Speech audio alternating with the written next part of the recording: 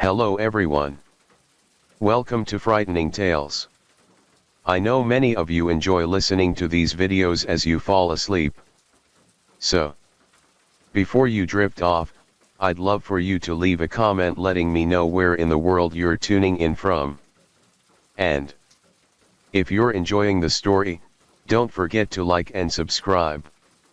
Alright, now let's get comfortable, relax, and dive into tonight's case. Story 1. On the morning of June 16, 2005, 27-year-old Morgan Kanyupan was making his usual rounds as a cleaner along the banks of the Kaoing River, Singapore. His job was straightforward. Pick up trash, clear the debris, keep the area clean. Nothing out of the ordinary. As he walked along the riverbank, his eyes landed on a large waterlogged cardboard box, sealed tightly with masking tape and half submerged in the mud. At first, he dismissed it as just another piece of trash. He reached down, intending to haul it away, but the moment he tried to lift it, something fell off. The box was heavier than expected, and the water damage had weakened it. It was barely holding together. Then it gave way in his hands. A plastic bag tumbled out, wet and bloated from the river. Through the thin plastic, he could make out what looked like raw meat, swollen and pale. For a moment, he thought it was just discarded food. But then Morgan's breath hitched. His hands trembled as he staggered back. Taking in the details, he saw pale flesh, smooth skin, and a jagged, unnatural cut. The lower half of a human body lay before him, severed cleanly at the waist and the knees.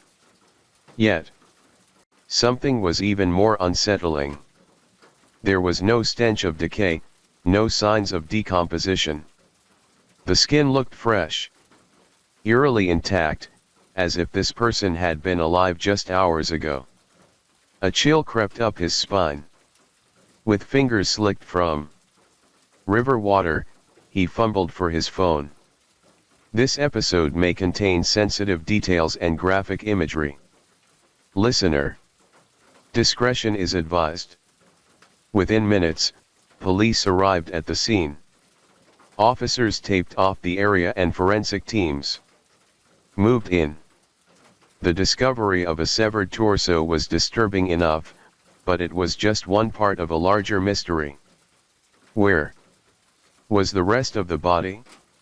To find out, authorities expanded their investigation, setting up a 2-kilometer search radius around the Kaoing River.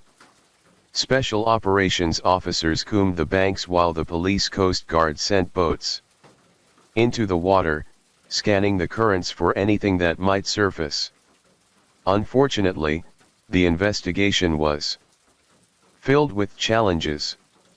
At first, investigators considered the possibility that the remains had drifted into Singapore's waters from elsewhere.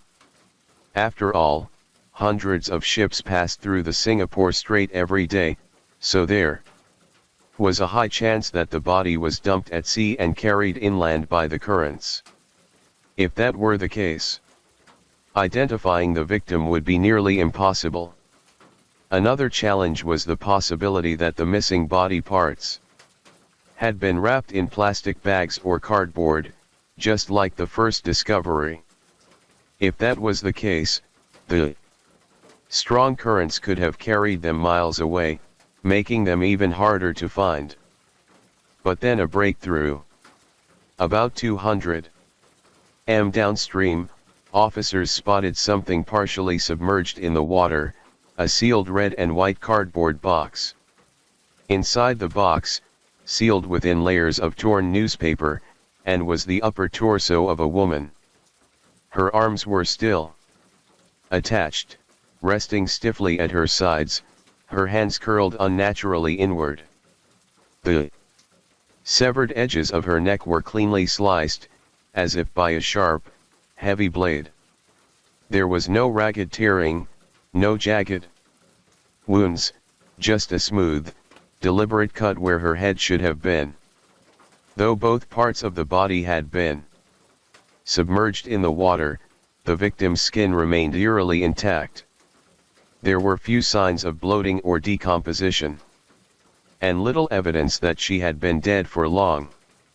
There was something about how the body was packaged that felt almost methodical.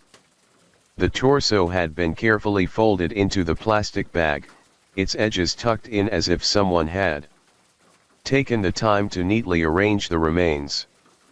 But who was this woman? Where was the rest of her?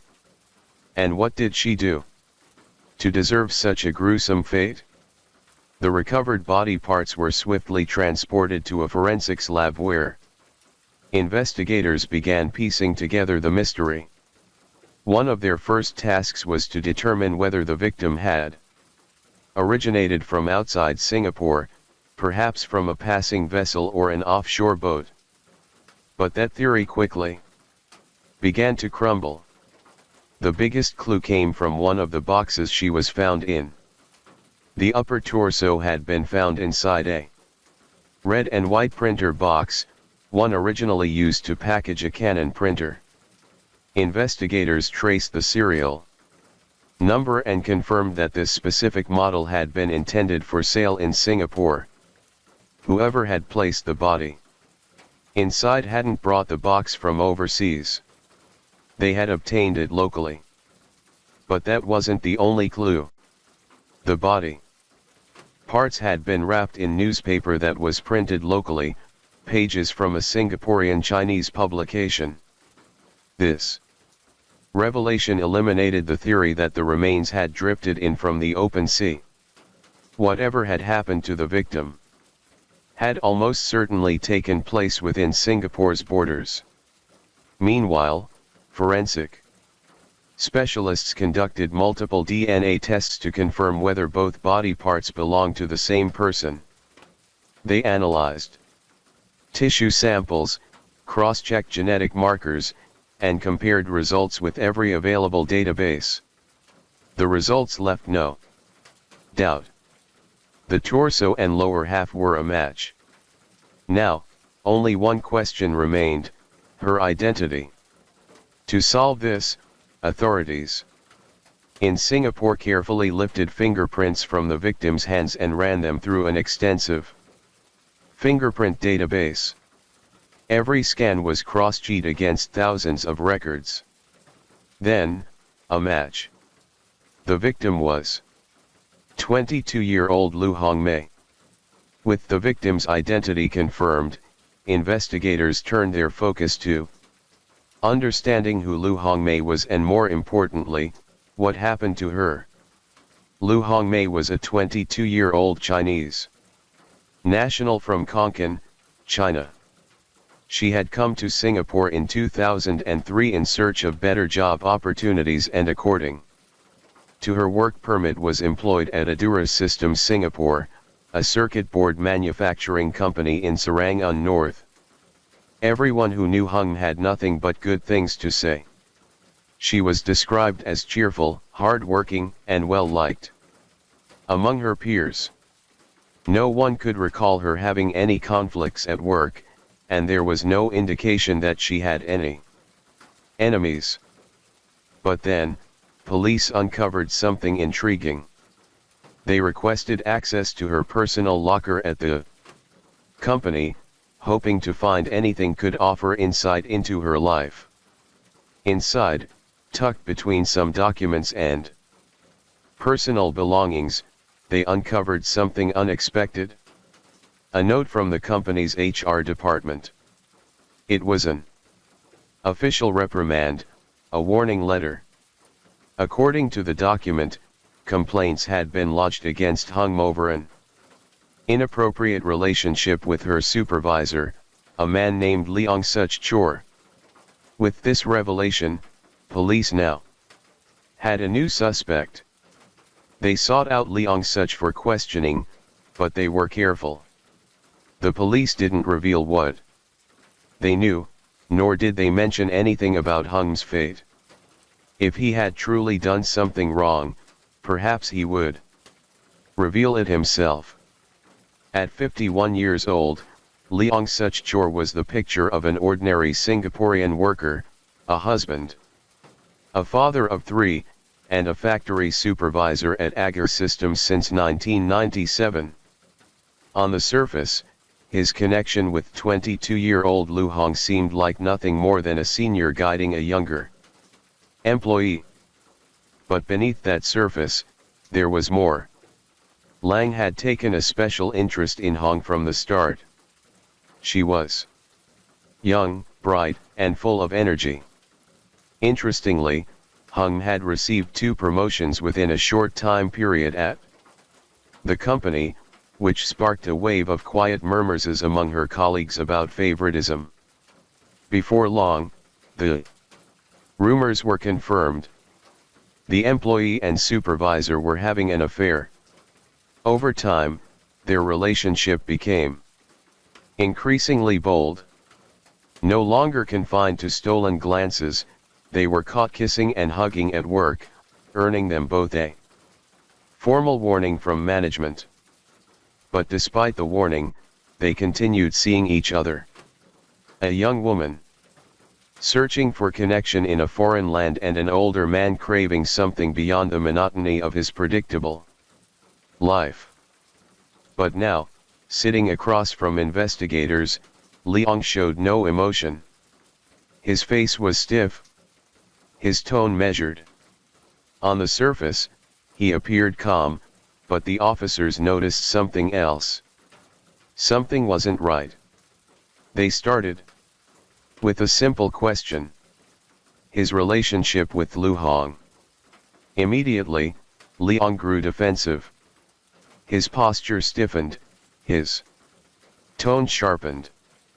He dismissed the idea outright, insisting that he was a family man with a wife and children, that he had no such affair. Then they brought up the letter of reprimand. His company had formally warned him about an inappropriate relationship with Hung. Leong exhaled sharply, brushing it off. He insisted that the incident had been blown out of proportion. The only reason he had been seen with Hong Gai that day was because it was her birthday. That was all, nothing more. But as he spoke, one of the officers noticed something. Liang's hands resting on the table bore several scuff marks, small abrasions along his fingers and knuckles. Casually, the officer asked about them. Leong's jaw tightened. His fingers curled slightly as he muttered that it was nothing. The officer leaned in, asking him to show his hands. Leong hesitated, a brief pause. Then, reluctantly, he turned them over. His fingers twitched and his entire hand trembled. The next step was Leong's home. When officers requested to conduct a search, he didn't hesitate. He agreed. As they moved through the apartment, they began to uncover a series of unsettling clues. In his living room, they found a stack of Chinese newspapers, the exact same publication as the ones used to wrap Hung's body parts. In his kitchen cupboards, they discovered plastic bags identical to the ones used to bag the remains. And then, in the kitchen itself, they found something even more disturbing. A meat cleaver with several chips on the blade, damaged in a way that was consistent with hacking through bone. Forensic experts initially theorized that if Leong was responsible for the murder, the most likely place for the dismemberment would have been the bathroom. It made the most sense, a space designed for easy cleaning where blood could be quickly washed away down the drain. But when they stepped inside, the bathroom was spotless. There wasn't a drop of blood anywhere. If the bathroom was spotless, where did the dismemberment take place? And more importantly, Was Leong even guilty? Investigators had their suspicions, and the evidence so far painted a damning picture. But suspicion alone wasn't enough. They needed proof. Hard evidence that could directly tie Leong to the crime. And soon they would get it. Back at the station, police brought Leong in for questioning again. And hour after hour, the walls began to close in. After close to 10 hours in custody, Lang confessed. He admitted to killing Lu Hong, but according to him, it wasn't murder. He claimed that she had wanted to die. It was, he told police, a lover's suicide pact. He insisted that Hong had willingly allowed him to strangle her first, proving her sincerity. But when it was his turn to follow through, he couldn't bring himself to do it. Instead, he panicked and did what he thought he had to do to cover it up. According to Inspector Roy Lim, the lead investigator handling the interrogation, neither he nor his team believed a single word of his story. Just 3 days after Lu's remains were found, Leong Shuchor was formally charged with murder. If convicted, his fate was all but sealed. The death penalty awaited him. But there were a few critical questions that remained. What was the real motive behind her murder? And more importantly, where were the rest of her remains? When a crime like this happens, a brutal killing, a body dismembered, the remains scattered across the city, one question comes to mind. Why? A crime like this must have been driven by rage, obsession, passion. Maybe it was jealousy. Maybe it was revenge. But the truth, it was none of those things. From the moment Leong Shu Ch was taken into custody, investigators knew they weren't getting the full story. His confession was full of contradictions. First, he claimed there had never been a relationship between him and Lu Hongmei. Then, he admitted to the affair, but only after police confronted him with evidence. And when it came to the murder itself, Leong described it as a lover's suicide pact, one where she had supposedly let him strangle her first. But when it was his turn, he couldn't go through with it. To investigators, the story made no sense. If this was truly a crime of love, why did he go to such great lengths to hide her body? And more importantly, if he truly cared about her, why did his actions tell a different story? As police dug deeper, they found something chilling. This murder wasn't about love at all. It was all about money. Back at Leong Shuchor's apartment, Inspector Roy Lim carefully examined the bathroom, searching for any trace of evidence.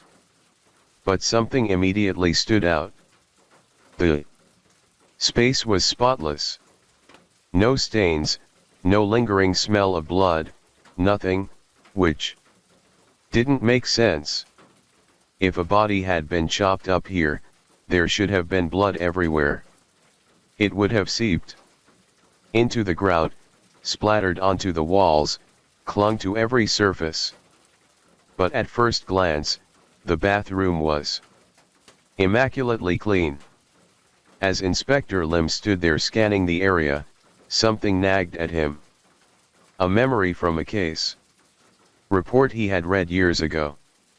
Over a decade earlier, in another Singapore murder case, British serial killer John Martin Scripps had lured a South African tourist to his hotel room, killed him, and dismembered the body in the bathroom. When police arrived, they were met with the same eerie scene, a crime scene too clean, no visible blood, no obvious signs of violence. but Lim's superior at the time had taken a closer look. And under the sink, hidden from plain sight, they found it, a single blood stain. And now standing in Lyon's bathroom, Inspector Lim wondered, had Leon made the same mistake? Remembering this, Lim decided to check under the sink, but found nothing. It wasn't until he crouched lower, inspecting beneath the toilet bowl, that he spotted it, a small red stain. Forensic tests later confirmed what he already suspected. It was blood, and it was a 100% match to Lu Hong. On June 18, 2005, just 3 days after Lu Hongmei's remains were discovered, 50-year-old Leon Shuchao was officially charged with murder. At the time of his arrest, Lyon's wife and eldest daughter were on a holiday in Thailand. The news of his arrest shattered the family, forcing them to abruptly end their trip and return to Singapore. There, they reunited with Lyon's 2 younger children, his son and youngest daughter, as they braced for what was to come. Together, they attended his first court hearing. Watching as the man they knew as a husband and father stood accused of an unthinkable crime. While the case had already dominated headlines locally, it also made extensive news coverage in China, particularly in Lu Hongmei's hometown. For those who had known her, the friends, neighbors, and extended family members back in China, the gruesome details of her death were too painful to comprehend. But the hardest part was telling her parents. Reports state that those who were close to the family couldn't even bring themselves to share the truth. The idea of Lu's mother and father learning that their daughter had not only been murdered, but dismembered and discarded like trash, was simply too much to bear. It's unclear how long Lu Hong's parents were kept in the dark, or how long those around them tried to shield them from the brutal truth. But a tragedy of this scale couldn't stay hidden forever. Eventually, the reality of what had happened to their daughter would reach them. And when it does, it would be nothing short of devastating.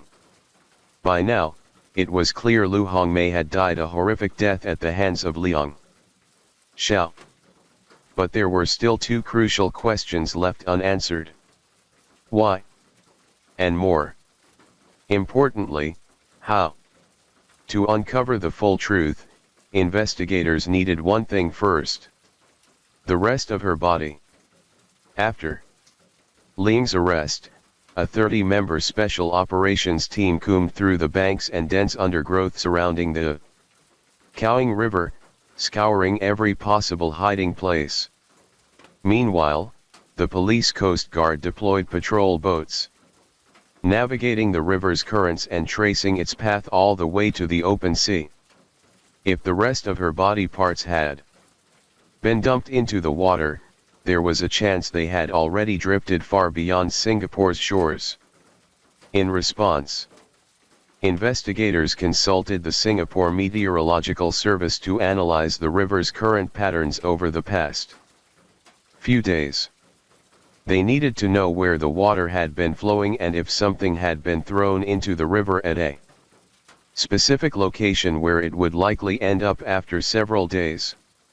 Using weather data and current patterns, experts provided possible trajectories, helping police determine where to focus their search before it was too late. But there was another concern. It was possible that other cleaners at the pier had unknowingly collected the remains and tossed them into the trash without a second thought. If that had happened, the outcome would be far worse. Because by now, the rubbish would have already been incinerated. With time slipping away, a team of investigators rushed to the Tuas incineration plant, hoping to recover any remaining body parts before they were permanently destroyed. They had learned that trash from the Singapore River was collected and transported to Tua for incineration every few days. And fortunately, the timing aligned perfectly. Leong had disposed of the remains just before his arrest, meaning they could have already been swept up and sent for disposal. For the next 10 hours, officers sifted through piles of garbage, searching for anything that could lead them to Lu Hong's missing remains. Then, buried among the waste, they found it, a yellow plastic bag tightly wrapped in newspaper. Inside was a decomposed human head. Nearby, they also discovered a pair of severed legs. The head was in such an advanced state of decay that visual identification was impossible. But forensic pathologist Dr. Tao Sui was able to confirm the victim's identity through a malformed tooth in her mouth cavity identical to the one seen in some of Lu Hongmei's photographs. With most of Lu Hongmei's body recovered, pathologists were finally able to confirm what investigators had suspected all along. She had been strangled to death. The bruising on her neck was consistent with ligature strangulation, a form of asphyxiation where pressure is applied using an object rather than bare hands. Unlike manual strangulation, which leaves distinct finger marks, ligature strangulation often results in a deep uniform bruise around the neck. And to investigators, the most likely cause was clear. The towel recovered from Lu Hongmei's apartment, but while this proved how she died, it still didn't explain why Lu Hongmei had insisted it was a lover's suicide pact that Lu had willingly let him take her life. But as investigators dug deeper, they uncovered something that made his story fall apart completely. 2 days before she died, Lu Hong had walked into a police station and filed a report. Her ATM card had been stolen, and whoever had taken it had been draining her savings little by little across multiple locations in Singapore. In total, she had lost $2,000, nearly everything she had worked for. To investigators, this wasn't just a theft. It could be the key to understanding why someone wanted her dead. They turned to the ATM surveillance footage, combing through clip after clip. Each time, the same figure appeared. A slim man wearing a cap and hoodie, withdrawing cash from her account. And the moment they saw his face, there was no doubt it was Leong Shou. However, the investigation took an unexpected turn when police discovered that Leong Shou had an identical twin brother living in Singapore. This raised a rather disturbing question. What if they accused the wrong twin? Forensic pathologist Dr. Tae explained that in cases involving identical twins, DNA evidence alone wouldn't be enough to determine the killer. Since identical twins share the same DNA, if their genetic material was found at a crime scene, it would be nearly impossible to distinguish between them. Inspector Roy Lim himself even wondered if Leong was covering for his twin brother, as there was a small chance that his brother was the true culprit behind this case. But that theory was quickly ruled out. Reports state that Leong's twin brother had a solid alibi for the days leading up to the murder and the day Lu was killed. There was also no evidence that he had ever met Lu Hong. That meant there was only one possibility. The man withdrawing money from her account. The man caught on ATM surveillance was Leong Shou. When confronted with the evidence, Lang brushed it off, insisting that he and Lu often played pranks with each other's ATM cards and that he had already returned the money. But police found no proof of this. Not in his home, not in LS. And the more they investigated, the more obvious it became. This wasn't a prank. It was theft. 10 days after his arrest, lying finally broke. He retracted his earlier statements and told the police what really happened. On June 13, 2005, Lang and Lu Hong had checked into a hotel room for one of their usual lovemaking meetups. After they were intimate, Lu went to take a bath. While she was in the bathroom, Lang saw an opportunity. He quietly rummaged through her wallet, took her ATM card, and pocketed it. Once they left the hotel, Lang used her money to go on a shopping spree. It wasn't long before Lu realized something was wrong. Her ATM card was missing, and when she checked her account, so was her money. Panicked, she reported the theft to the police and was advised to visit the bank for further checks. She was scheduled to go on June 15, 2005. But when Leung found out about this, fear set in. If Hung were to see the CCTV footage from the ATMs, she would recognize him immediately.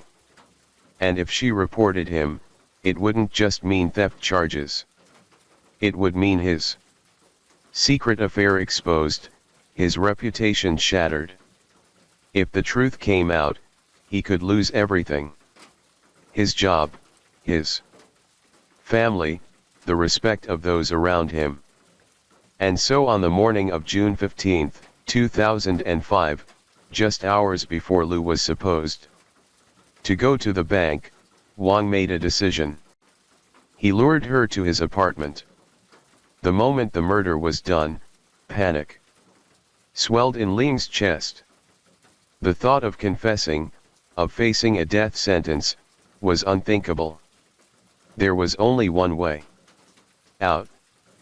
She couldn't be found.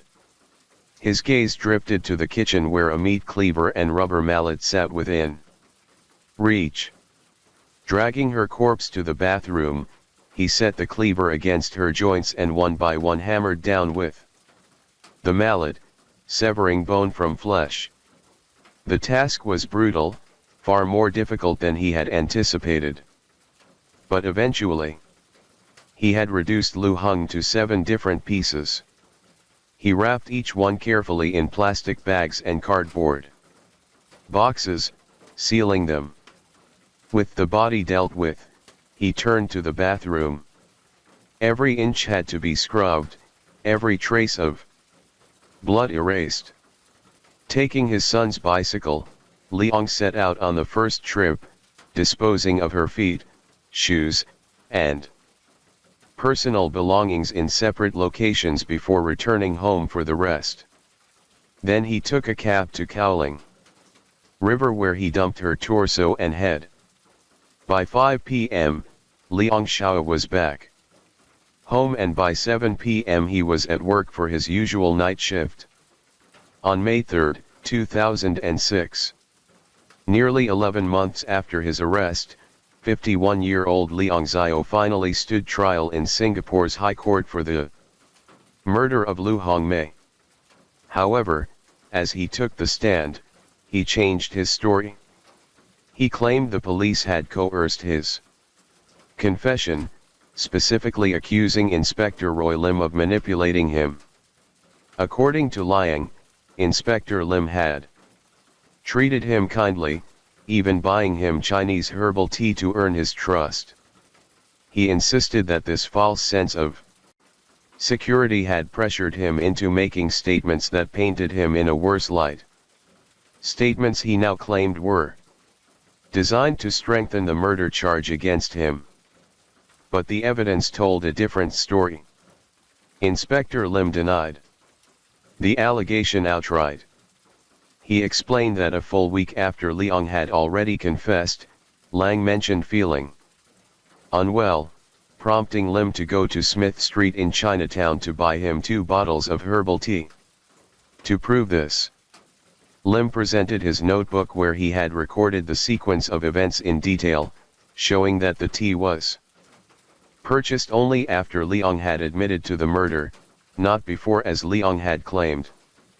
With this, the judge ruled that Leong's confession remained admissible as evidence, and his attempt to shift blame onto Inspector Lim was nothing more than a desperate ploy to escape the news. Additionally, ATM security footage captured Leong withdrawing money from Hung's account just days before her death. This wasn't a tragic suicide pact, as he had claimed. It was theft, followed by a calculated attempt to cover up his crime. After 16 days, the judge delivered his verdict. This was no crime of passion. It was murder driven by greed and self-preservation. Leong stole her savings, then stole her life to keep his crime hidden. The dismemberment of her body showed not a grieving lover, but a man determined to erase his mistake. In his final words, the judge made a chilling comparison, saying, "The deceased's demise in the Galing flat on the 15th of June, 2005, was no spontaneous suicide. It was a horrific homicide. It was a most disgusting and despicable murder. Lu Hongmei died a very cruel, heartbreaking death. On May 19, 2006, Leong Zakwa was found guilty of murder and sentenced to death. After nearly a year and a half on death row, he was hanged in Kongi prison. On July 11, 2005, a funeral was held for Lu Hong. After her remains were released. Since her body had been found in pieces, it had to be carefully sewn back together, with wax body parts used as replacements for the ones never recovered. Reports state that her sister and brother could not bring themselves to attend. Lu's coffin was filled with her favorite toys, books, and clothes before being cremated. Her ashes were then sent home to China. Story 2. The case we're about to delve into occurred almost 100 years ago in 1936. But while it happened a long time ago, this case remains unforgettable due to its unsettling intimacy and almost surreal nature. This was a crime driven by obsession and desire, culminating in an act so shocking, it still disturbs many to this day. It was the evening of May 19, 1936. A woman checks into a small hotel in Shinagawa, Japan, using a false name. She was polite and unassuming, drawing little attention as she settled into her room. Earlier that day, she had gone shopping, watched a film, and then upon returning to her room, treated herself to a massage and 3 bottles of beer. There was nothing outwardly remarkable about her, just another guest in a bustling city. But outside the walls of that quiet inn, the city was gripped by unease. Tokyo was in a state of unrest. A nationwide manhunt was in full force. Newspapers ran bold, frantic headlines while radio broadcasts delivered constant updates. The victim was a well-known businessman named Kitazo Ishida. He had been found dead in a lodging inn just days earlier. But it wasn't his death that shocked the nation. Rather, it was the gruesome condition of his body. At the crime scene, investigators found something that provided a crucial clue. A message scrolled with blood on the bed sheets that read, "We, Sata, and Ki are alone." The name Sata, spelled Sata, was also carved into Ishida's left arm. This was one of the key indications that Ishida's death was no accident. It was intentional and most likely deeply personal.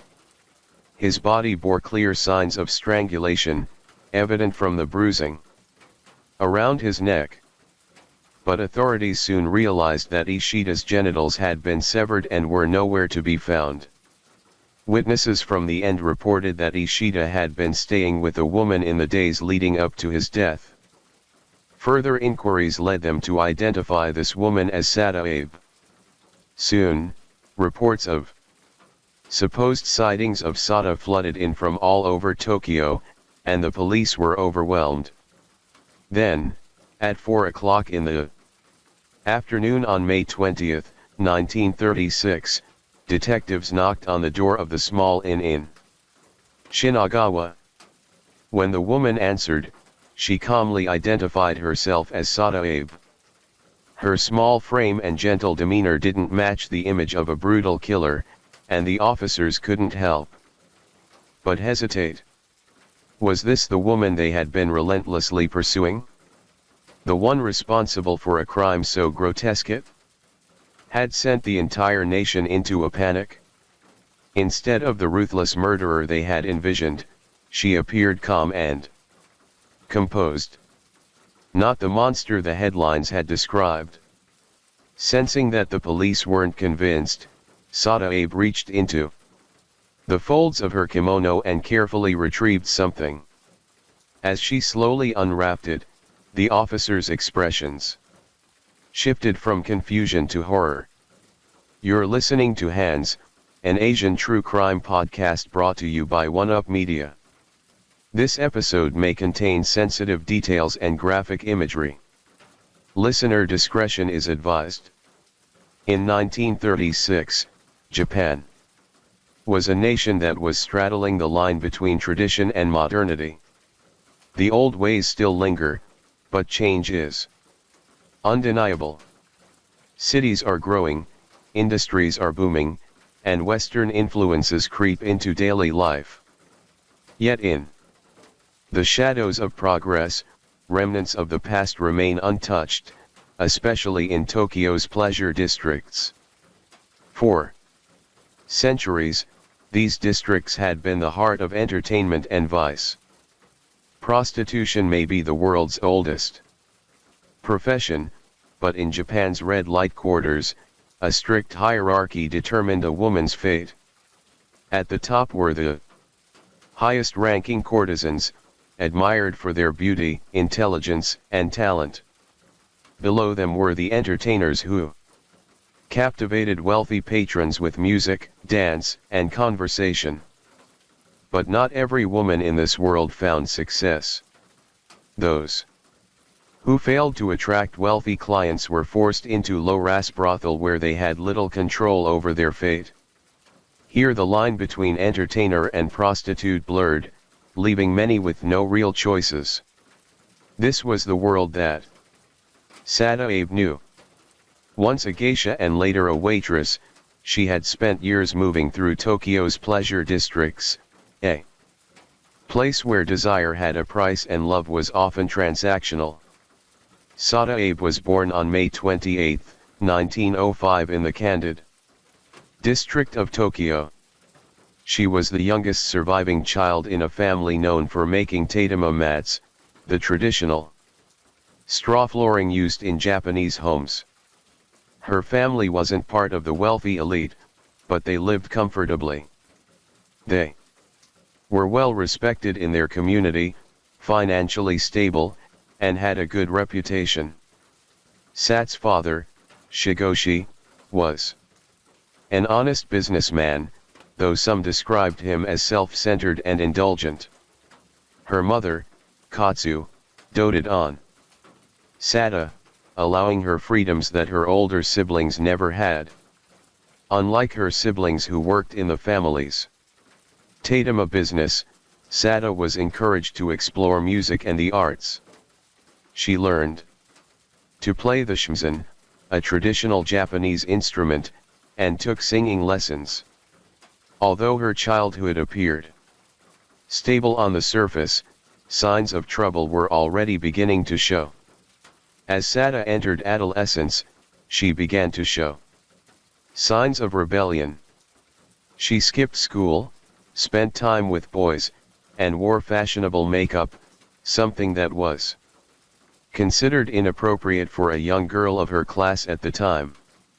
Her parents, worried about her behavior, tried to rein her in. But during this period, something happened that would change her life forever. At just 14 years old, Sadida was sexually assaulted by an acquaintance, an older student from Keio University. In the aftermath, her parents struggled with how to respond. Unsure of how to handle the situation, they made a decision that would set her on a very different path. They sent Sada to train as a geisha. Contrary to common misconceptions, geishas in Japan are not prostitutes. They are highly skilled entertainers deeply rooted in Japanese culture and tradition. They dedicate years to mastering classical music, dance, and the art of refined conversation. Serving as cultural ambassadors who entertain guests through performance rather than intimacy. The most esteemed move in elite circles, performing for the wealthy or government officials. However, not all attain such prestige.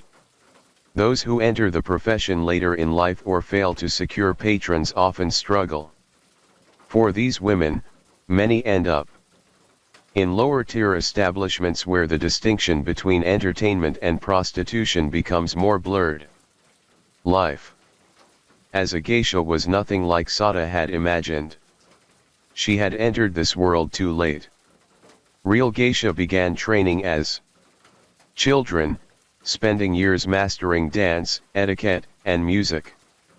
Sadida, already a teenager, was considered an outsider among them.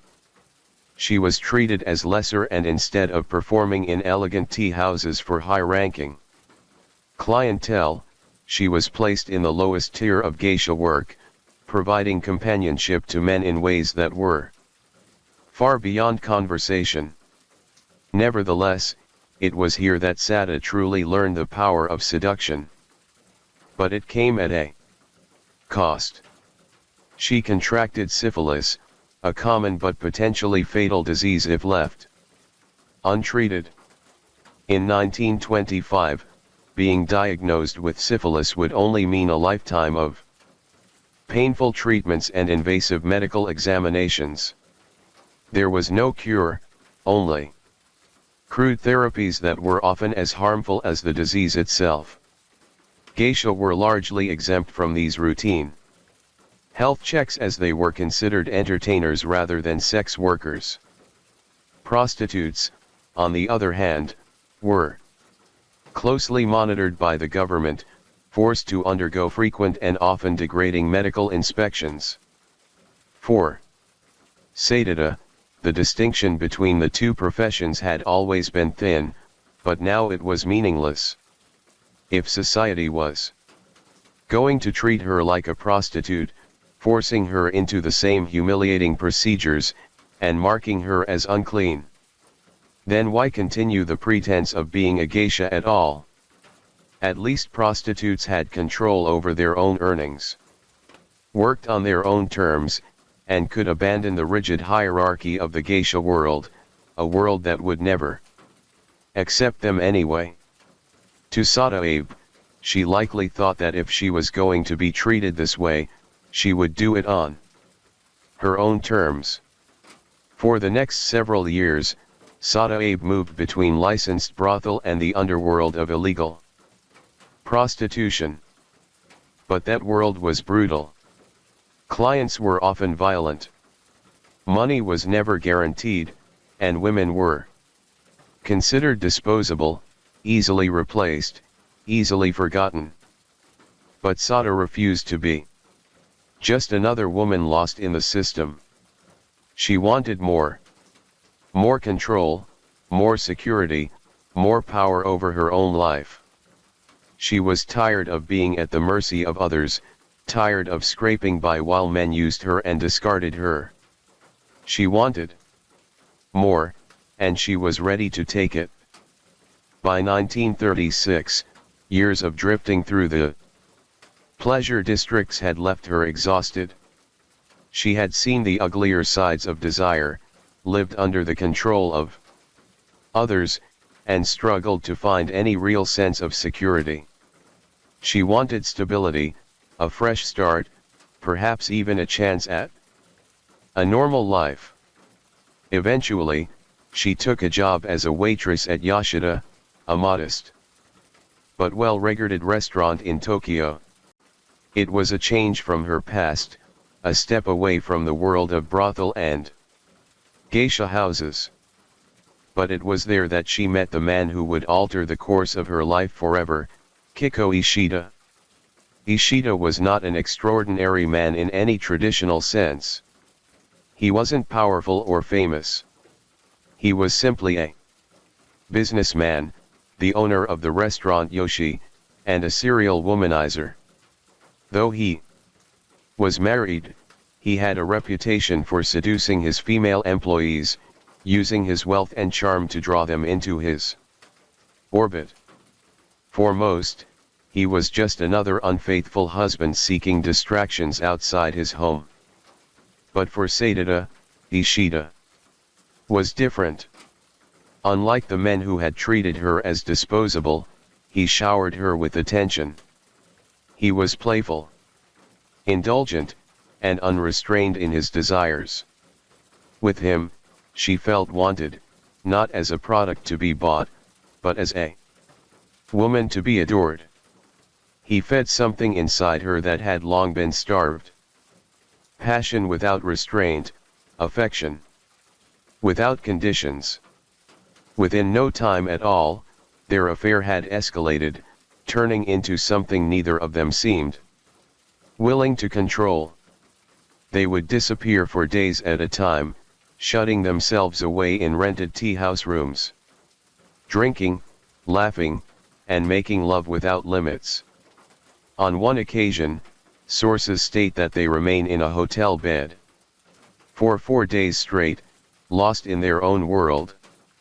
Sometimes they would make love while accompanied by the soft melodies of a geisha singing in the next room. Even as maids entered to serve them sake, they carried on as if no one were there. In those moments, nothing else mattered. No responsibilities, no consequences, just a thrill of desire and indulgence. It was all-consuming, almost hypnotic. But soon it would end. In the most horrific way. One night, in the midst of their passion, Sada slipped a sash around Ishida's neck and tightened her grip. To her surprise, he didn't resist. He welcomed it. Encouraged by his reaction, they continued. Over time, Sada became bolder, testing new ways to heighten their pleasure. While Ishida's tolerance for risk grew, what started as a thrill was now a routine, an unspoken game of trust and control that only deepened their obsession with each other. But for Sadada, it wasn't enough. To her, the thought of Ishida returning to his wife or lying in another woman's arms was unbearable. The idea that she was just another passing indulgence tormented her. Jealousy crept into every moment, eating away at her until it became something darker, something dangerous. A single thought began to take shape in her mind. If she couldn't have him forever, then nobody would. After 2 weeks of indulgence, their affair finally came to an end. Ishida returned to his life, his restaurant, his wife, his responsibilities. But for Sadada, there was no returning to normal. The separation left her restless, on edge. She tried to silence the thoughts with alcohol, drinking excessively to dull the ache, but it wasn't enough. She could not let him go. On May 9, Sada attended a play in which a geisha, driven mad by jealousy, lashed out at her lover with a knife. The scene unfolded with raw intensity. The woman's fury, the man's betrayal, the final act of desperate possession. Sat motionless, her breath shallow, her fingers tightening in her lap. To her, this wasn't just a performance. It was a reflection of the thoughts that had been circling in her mind for days. The idea had already taken root, but now it burned with clarity. The next time she saw Ishida, she wouldn't come empty-handed. 2 days later, on May 11th, Sada prepared to meet Ishida once again. Another night of passion awaiting them. But this time she had a plan. Before meeting him, she stopped at a pawn shop, gathering pieces of her clothing to sell. The delicate silks and fine fabrics that once clung to her skin were now nothing more than currency, traded for a handful of bills. With the money in hand, she walked to another store and carefully selected a kitchen knife. She slipped it into her bag, her fingers grazing the cold steel, feeling its weight against her palm. As she set off toward Ishida, her heartbeat quickened. Not with doubt, not with fear, but with certainty. That night, as they lay together once again, Sada finally pulled the knife from her bag. The scene from the play she had watched days earlier replayed in her mind. The geisha, consumed by jealousy, threatening her lover with a blade. Now, Sada was reenacting it. Pressing the cold blade against Ishida's chest, she accused him of dressing up for another woman. Her voice was sharp and trembling with rage. Ishida flinched, startled for a moment, but to Sada's surprise, a slow smile began to spread across his face. Amused by her jealousy, he leaned into the danger, teasing her, testing her resolve. Before long, the tension between them morphed into something else, reigniting their passion. Wild, reckless, and unrestrained. At one point, Sada slid the knife down his body, pressing the blade against the base of his genitals. Leaning in close, she whispered that she would make sure he never touched another woman again. Ishida just laughed. For the next 2 nights, they pushed each other further, exploring the edge between pleasure and pain. At Sadada's command, Ishida would wrap his hands around her throat, squeezing until she teetered on the brink of unconsciousness. She would also do the same to him, and both of them would be lost in the dangerous thrill of control and surrender. But on the evening of May 16th, as their bodies moved together, Sada reached for her scarf and slipped it around Ishida's neck. This time, a little tighter than usual, she watched as he writhed beneath her, his body tensing under the strain. Again and again, they repeated the act. Each time holding on a little longer, each time pushing the limits a little further, until the boundary between pleasure and suffocation blurred beyond recognition. But then something changed. The last time Sada tightened a rope, she might have put in too much strength, and Ishida's face began to grow distorted, his features twisting with discomfort. The pleasure that had once fueled their game was gone, replaced by something unsettling, something wrong. Ishida groaned, his body struggling to recover. Muscles locked in tension that refused to fade. Desperate for relief, he reached for a bottle of Caladan and swallowed 30 tablets, hoping that the powerful sedative would dull his pain. As the sedative dragged him into drowsiness, Ishida turned to Sada, his voice low and uncertain. He asked if she was going to do it, if she was going to wrap the cord around his neck again while he slept. This was not a plea for mercy nor a request, just a question lingering between them. And then, as if resigning himself to whatever came next, he told her that if she did, she could not stop halfway. That, he said, would be far worse than dying. Sada sat still, watching him drift between wakefulness and sleep.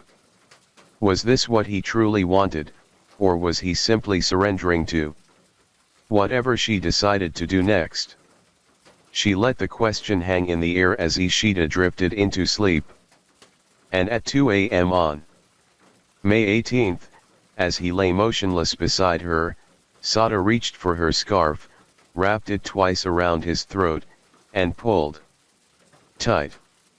This was the very last breath that Ishida would take. For several hours, Sad lay beside Ishida's lifeless body, holding him close as if nothing had changed.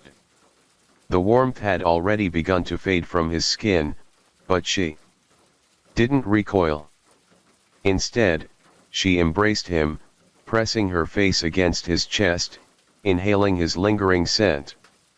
But lying with him wasn't enough.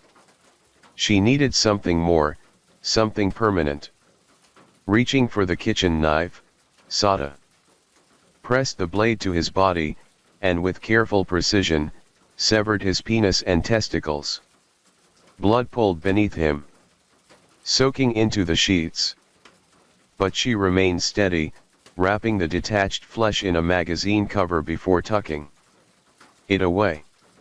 This was her keepsake, something to carry with her, something that would make him hers forever. When morning came, she dressed herself in Isida's underwear and left the room. But before stepping out of the inn, she turned to the staff and calmly told them not to disturb him. The next day, Sadida locked herself away in a quiet room, dedicating hours to writing farewell letters. One was meant for Omi, the man she had once loved. Another was addressed to a close friend. And the final letter, perhaps the most painful, was written to Ishida himself. With each carefully chosen word, she tried to put into writing what could never truly be explained. She had already made her decision. A week from now, she would end her own life. But before that, there was something she couldn't let go of. Beside her, wrapped carefully in paper, lay the last physical piece of Ishida, the part of him she had taken as her own. Slowly, Sada unwrapped it, her fingers trembling. But it wasn't fear that made her hands shake. It was longing. What Sada did next defied all reason. She ran her fingers over the lifeless flesh and then grabbed it with her hands. Lifting it to her lips, she pressed it gently against her mouth, closing her eyes, trying to summon the illusion that he was still with her. But it didn't stop there. At one point, she even removed all her clothes and tried to insert Ishida's severed genitals into herself. As if that could somehow revive what had been lost, as if she could reclaim the intimacy that death had taken from her. But no matter how many times she tried, it was futile. Ishida was gone, and nothing could ever bring him back. Frustrated yet undeterred, she made one final plan. She would flee to Osaka, carrying Ishida's remains with her.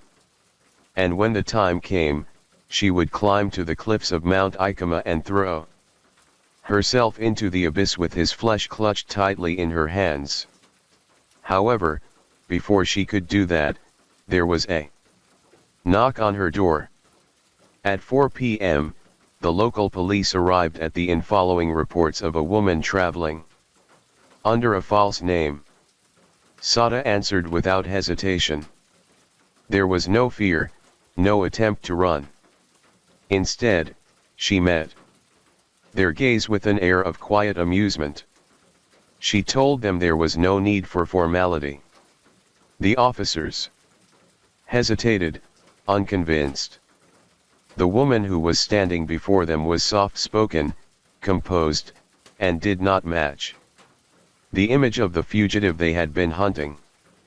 But then, Sada reached into her pocket, retrieved something, and slowly unwrapped it before their eyes. The detectives recoiled in horror because in her hands were the severed remains of Kitazo Ishida. Sada Abe was arrested and subjected to 8 rounds of interrogation, each session peeling back the layers of her unsettling devotion. When asked why she had severed Ishida's genitals, her response was chillingly simple. She couldn't take his entire body with her, so she took the one part that held the most vivid memories. But it was her explanation for the murder itself that truly fascinated the nation. Records state that as she spoke, her eyes sparkled with an eerie excitement. She confessed that she hadn't killed Ishida out of jealousy, but out of love. As long as he was alive, he could still be with other women. But in death he would belong to her alone. Sat Abi's trial began on November 25, 1936, drawing massive public interest. By dawn, crowds had already gathered outside the courthouse, eager to witness the proceedings. Her crime captivated Japan, not just because of its brutality, but because of the raw, obsessive passion behind it. Before receiving her sentence, Sada made a final statement, insisting that she was not the sexual deviant the public had made her out to be. She spoke of Ishida as unlike any man she had ever known, claiming that while she had been with others out of affection rather than money, no one had ever made her feel the way he did. But no matter how deep her love had been, murder was still murder. On December 21, 1936, she was convicted of murder and mutilation of a corpse. The prosecution had pushed for a 10-year sentence, but interestingly, Sada herself claimed she deserved the death penalty. In the end, she was sentenced to just 6 years in prison and was sent to Tatai Women's Penitentiary where she was registered as prisoner No. 11. 4 years later in 1940, her sentence was commuted as part of Japan's 2600th anniversary celebrations of its mythical founding. Then on May 17, 1941, exactly 5 years after the murder, Sada Abe walked free. After her release, Sada Abe faded from public life, but her story never did. The details of her crime took on a life of their own, twisting into myth and speculation. Among the most infamous rumors was the reason behind Sada's obsession. Many believed that Ishida's manhood was likely of an extraordinary size, the key to her uncontrollable desire. However, the officer who interrogated Sada dismissed the rumor entirely. Ishida, he claimed, was physically unremarkable.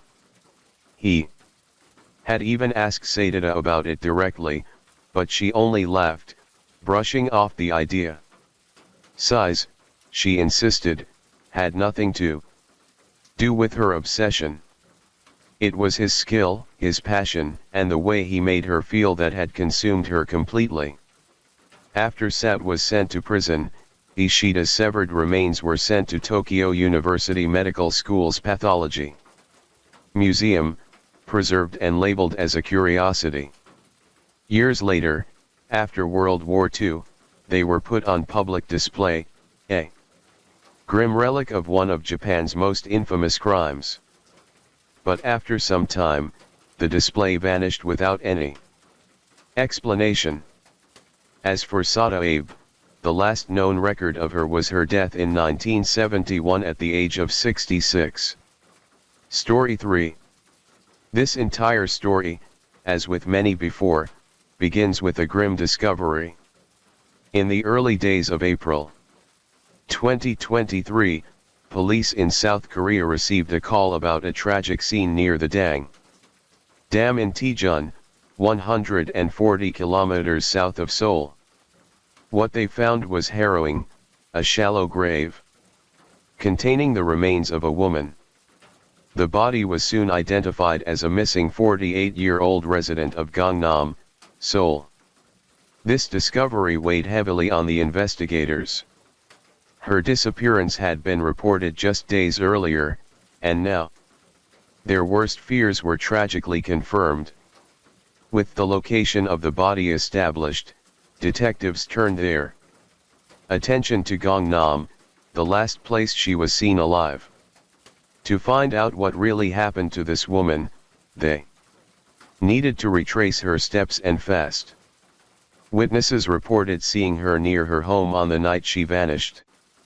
In a district like Gangnam with its maze of traffic intersections and ever-watchful security cameras, there was a chance that whatever had happened to her had been captured on film. Without hesitation, the team of officers began combing through hours of grainy footage from nearby cameras. Then, at one quiet intersection, they found it. At the bottom of the screen, the timestamp flickered. March 29, 2023, 11:49 p.m.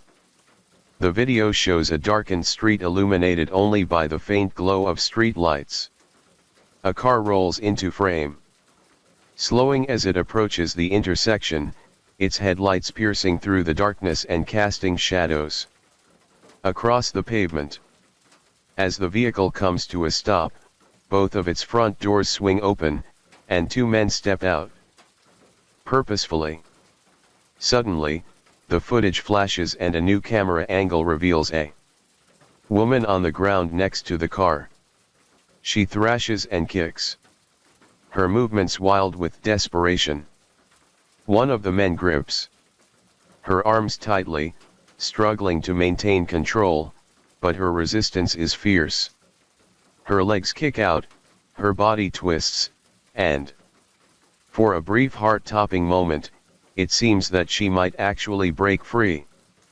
Eventually, she manages to wriggle out of the man's grip, her arm flailing desperately toward the street, but the man lunges forward, grabbing her again with renewed force. His hand clamps over her mouth, muffling her screams. His grip is unrelenting, and slowly but surely, he begins to overpower her.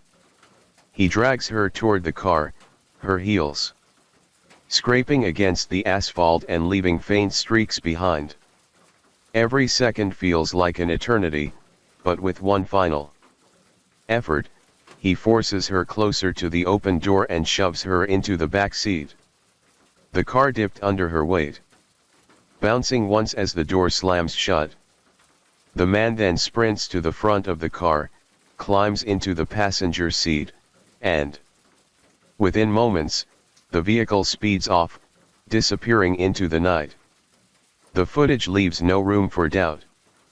This is no random act of violence. It is a calculated and brutal abduction carried out in the heart of Gangnam, one of Seoul's most affluent districts. But the crime's origins trace back months earlier to an investment that went disastrously wrong. A cryptocurrency crash had set off a catastrophic chain of events, and those who had poured their trust and their savings into what they believed was a golden opportunity were now on the brink of desperation. Fortunes vanished overnight, replaced by anger, betrayal, and a desperate need for answers. For most, the devastation ended with financial ruin. But for others, it ignited something far darker. When the numbers turned red, lives were shattered, and for the woman, her fate would unravel in the worst possible way. The woman in the CCTV video was positively identified as the victim, whose body had been discovered near the Deong Dam. Investigators connected the two through witness reports. The timing of her disappearance and the clothing seen in the footage, which matched what she had been wearing when she was last seen alive. But the video alone wasn't enough to explain why she was taken or why she was murdered. What could have driven a group of individuals to such extreme lengths in the heart of one of Seoul's safest districts? Gangnam is a symbol of South Korea's modernity and prosperity. Known for its many luxury boutiques, towering skyscrapers, and high-end lifestyles, it's a place where safety and security are deeply prioritized. South Korea as a whole is recognized as one of the safest countries in the world, and violent crime is exceptionally rare. But in a place like Gangnam, it's nearly unthinkable. The district's streets are lined with hundreds of surveillance cameras, and its neighborhoods are frequently patrolled by private security. And that's what made the events of March 29, 2023 so shocking. They shattered the illusion of safety, leaving a city grappling with how such a horrifying crime could unfold in one of its most protected neighborhoods. Due to the sensitive circumstances surrounding the case, the 48-year-old victim's name has not been made public in any available sources. However, with her identity confirmed and the details of her abduction coming to light, investigators turned their focus to her life, searching for anything that might explain why she had been targeted so brutally. They interviewed her family, friends, and colleagues, building a picture of a woman whose life on the surface seemed ordinary. But as they dug deeper, a more complex narrative began to emerge. She wasn't just a private individual. She was someone with significant influence in a specific high-stakes world. As investigators delved deeper, those closest to her described a woman deeply entangled in business dealings, someone who often shared advice and opportunities with those around her. But they also spoke of strained connections, relationships that had shifted from trust to tension over time. Piecing the information together, one common thread began to stand out: her involvement in cryptocurrency. And in that unforgiving market, the seeds of this crime were sown. Cryptocurrency is a world built on promises of wealth, innovation, and freedom from traditional financial systems. But most, if not all, know that beneath its glossy surface lies a volatile and unpredictable market where fortunes can skyrocket one day and collapse the next. It's a world that's notorious for its high risks and constant conflict. With little regulation and built-in anonymity, it automatically becomes a breeding ground for fraud, betrayal, and crime. For the investigators working on the case, it didn't take long to uncover the victim's connection to this world. For the past few years, she had been working for a cryptocurrency firm called Pure, spelled Pure, a company that had once promised groundbreaking success in blockchain innovation, but had become embroiled in financial controversy. But South Korea, a global hub for cryptocurrency, has seen its fair share of such scandals. One of the most infamous was the collapse of Terra and Luna, two tokens created by Korean crypto entrepreneur Duck An. As the co-founder and CEO of Terraform Labs, Duckcoin oversaw a company that once promised financial revolution. Until their catastrophic crash in 2022 wiped out fortunes overnight and sent shockwaves through the global market. Cases like this revealed the vulnerability of even seemingly successful projects and highlighted the devastating consequences of unchecked greed and mismanagement. It was in this climate of uncertainty and scandal that Pure, the company tied to the victim, operated. Based on police investigations, the victim's last known clients were a couple, Yang and his wife Hunguni. Sources indicate that the victim first approached the couple during a time when cryptocurrency, particularly her own project, Pure, was experiencing a surge in popularity. She presented herself as knowledgeable and trustworthy, leveraging her role at Pure to highlight the company's innovative blockchain solutions and the potential for massive returns. Over a series of meetings, she builds a rapport with the couple, providing detailed explanations of the technology behind Pure and showcasing the early successes of similar projects. She assures them that investing now means securing their future and insists that this is the best time to capitalize on the opportunity. Drawn in by her confidence, Yu and Huang ultimately decide to invest over 1 billion won, or about $700,000. At the time, they believed they were making a life-changing decision. But in early 2021, their hopes are shattered when the coin's value plummets by more than 95%. In an instant, their investment is gone, leaving them with almost nothing. The trust they placed in the victim curdles into anger. Now, their loss isn't just financial anymore. It has become personal. With the discovery of the victim's body, her background in cryptocurrency, and the chilling CCTV footage of her abduction, police had assembled the most critical pieces of the puzzle. They knew the crime was likely targeted and meticulously planned, but there were questions that still remained unanswered. One of which was the identities of the men captured in the footage. To answer these questions, investigators looked into the vehicle's make, model, and license plate number.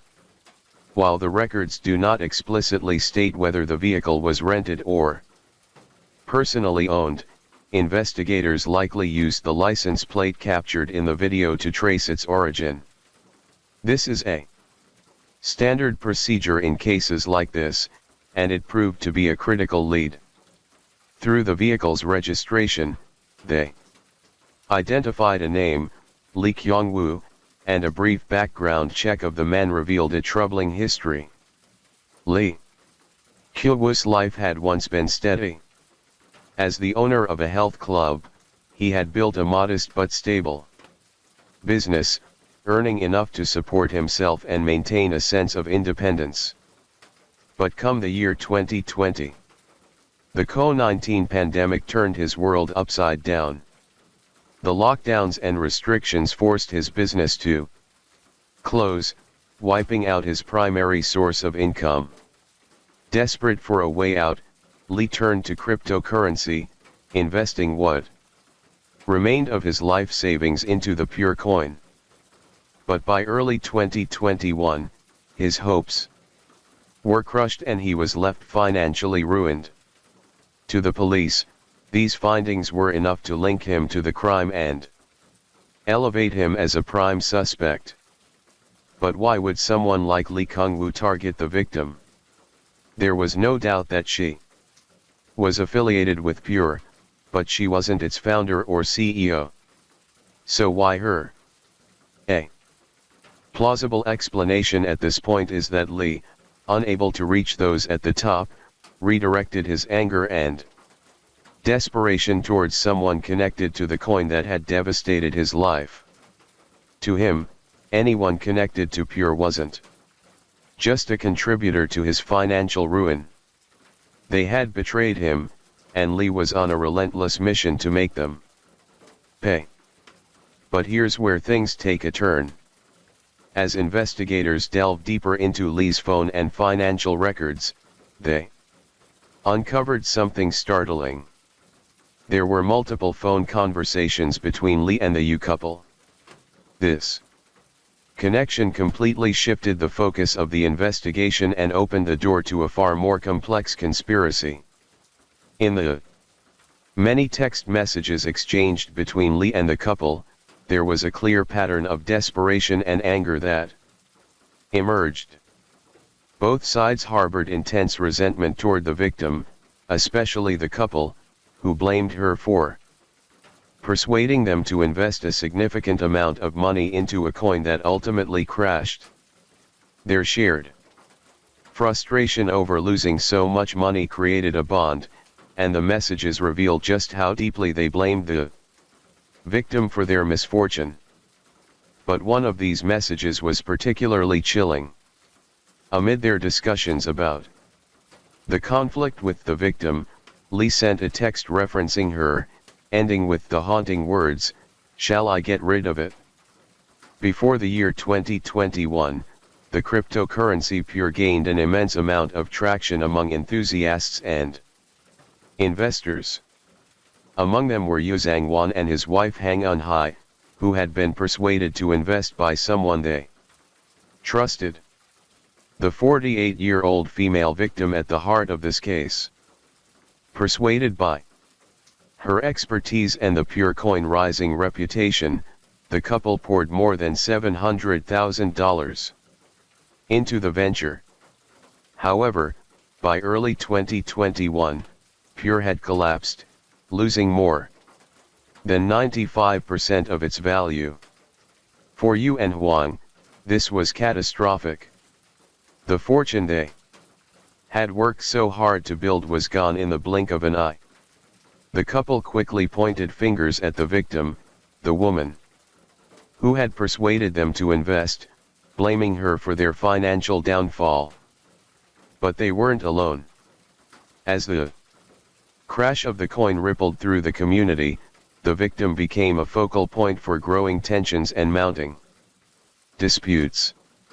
One of those disputes was with Lee Kyo-woo, a former law firm employee and someone with ties to the same cryptocurrency firm. Lee, like many others, had lost everything when Pierce's value plummeted. The only difference was that Lee was more than just angry. He was desperate. In the months that followed the crash, tensions boiled over. However, the situation had become rather complex as there was a tangled relationship between Lee, the up, and the victim. To put it simply, Lee and a group of other investors, including the victim, had suffered massive losses when Pierce's value collapsed. In the aftermath, their frustration turned toward Huang Eunhai, Yu Zhangwan's wife. Huang had a significant personal stake in the coin. Her family's investment was massive, and she was likely doing everything she could to boost its value. But in her efforts to keep the coin afloat, it seemed she may have inadvertently contributed to its crash. This only fueled the anger of Lee and the other investors. They saw her as someone whose actions had caused their losses and they demanded compensation for what they believed was manipulation of the token's price. The pressure mounted and eventually Hong paid out close to 200 million won or just over 145,000 to settle the dispute. Interestingly, however, this payment was later deemed an act of extortion by local authorities. Among the group that was seeking restitution, Lee and the victim played key roles in pressuring Huang to hand over the money. But while they may have received some payout from Huang, their victory was short-lived because the resentment had deepened. Sources state that the couple viewed both the victim and Lee as threats, holding them personally responsible for their financial collapse. But their anger wasn't evenly distributed because they placed more blame on one than the other. This growing hostility set the stage for something much darker because not long after the Yu couple approached Lee with an offer 70 million won in exchange for a solution that would end their conflict with the victim for good. In other words, that's about $50,000 for Lee to get rid of the problem. While Lee had once stood against Hang and Yu, the allure of money and his own desperation led him to switch sides. What began as a financial dispute was now quickly spiraling into a cold and calculated plan for murder. The plan was as ruthless as it was straightforward. But for the Yu couple, this wasn't just about revenge. They wanted more. Their sights were set on the victim's remaining wealth. If Lee could recover her passwords and access her cryptocurrency accounts, it would mean even more money to cover their losses. For them, the murder wasn't the only goal. It was just part of the payoff. But Lee knew he couldn't pull it off alone. It's possible that the thought of committing the crime himself crossed his mind. But he likely realized that the risks were too great. So he turned to someone he trusted, his former college classmate, Huang Dihan. Like Lee, Hang had been hit hard by financial struggles and was desperate for a way out. The two shared an unspoken understanding, bound by their need to escape the weight of their circumstances. Together, they recruited another accomplice, 30-year-old Yan Ji-ho, an unemployed man with mounting frustrations of his own. For Yan, this wasn't just an opportunity to make quick money. It was a way to feel like he had control over his life. Again, Lee was assembling a team, not just to carry out a crime, but to ensure he could distance himself from the dirtiest parts of the job. And in his mind, if they succeeded, he would walk away with clean hands and a pocket full of cash.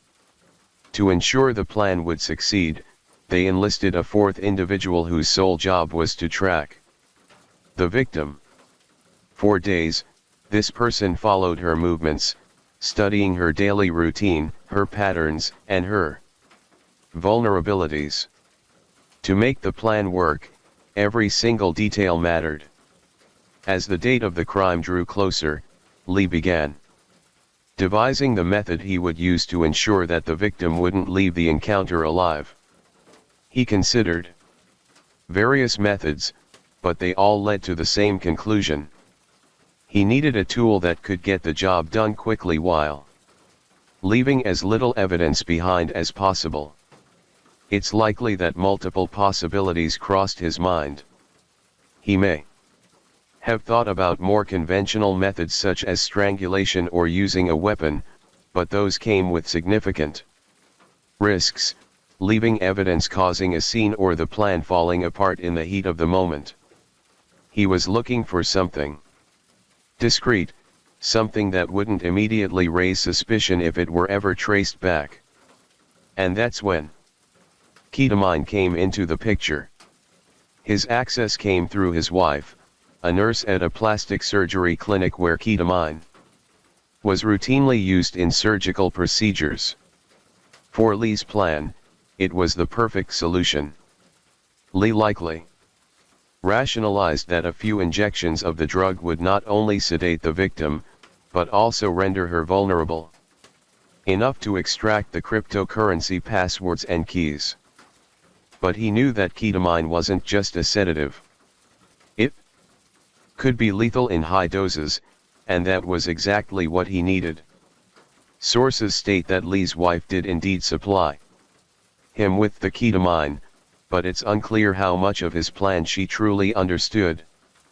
Did she know he intended to use it to commit murder, or did she believe it was for something entirely different? Regardless of what she knew, Lee secured the drug, fully aware of its deadly potential. With the team in place, their preparations complete, and the date set, everything was now in motion. And on March 29, 2023, the time had come to put their plan into action. With the police investigation underway, the hunt for the perpetrators quickly began to yield results as evidence and leads started to point directly to those responsible for the brutal crime.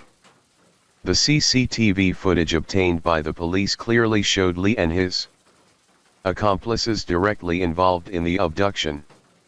Therefore, the evidence against them was undeniable. However, the police needed to uncover the full scope of the crime. In particular, identifying every single individual who was involved and ensuring they would face justice. Lee's phone records showed calls and messages with several individuals, including Hang Dan and Yan Ji-ho. Tracing his financial transactions, police uncovered a suspicious payment of 70 million won from Yu Zhang-wan and his wife Huang Hai. This payment was no coincidence. It connected the couple to the crime, raising more questions about their involvement. Within weeks, police arrested Lee, Huang, Yan, and the Yu couple. But even as the suspects were brought in, the full story of what had happened and why was still unraveling. It was becoming clear that this was a premeditated operation. And the most incriminating evidence came from Lee's financial transactions, a 70 million won payment from the Yu couple. This raised a critical question. What exactly were they paying Lee for? When police looked deeper into their connection, they discovered the ongoing disputes over the cryptocurrency Pure and the couple's financial losses.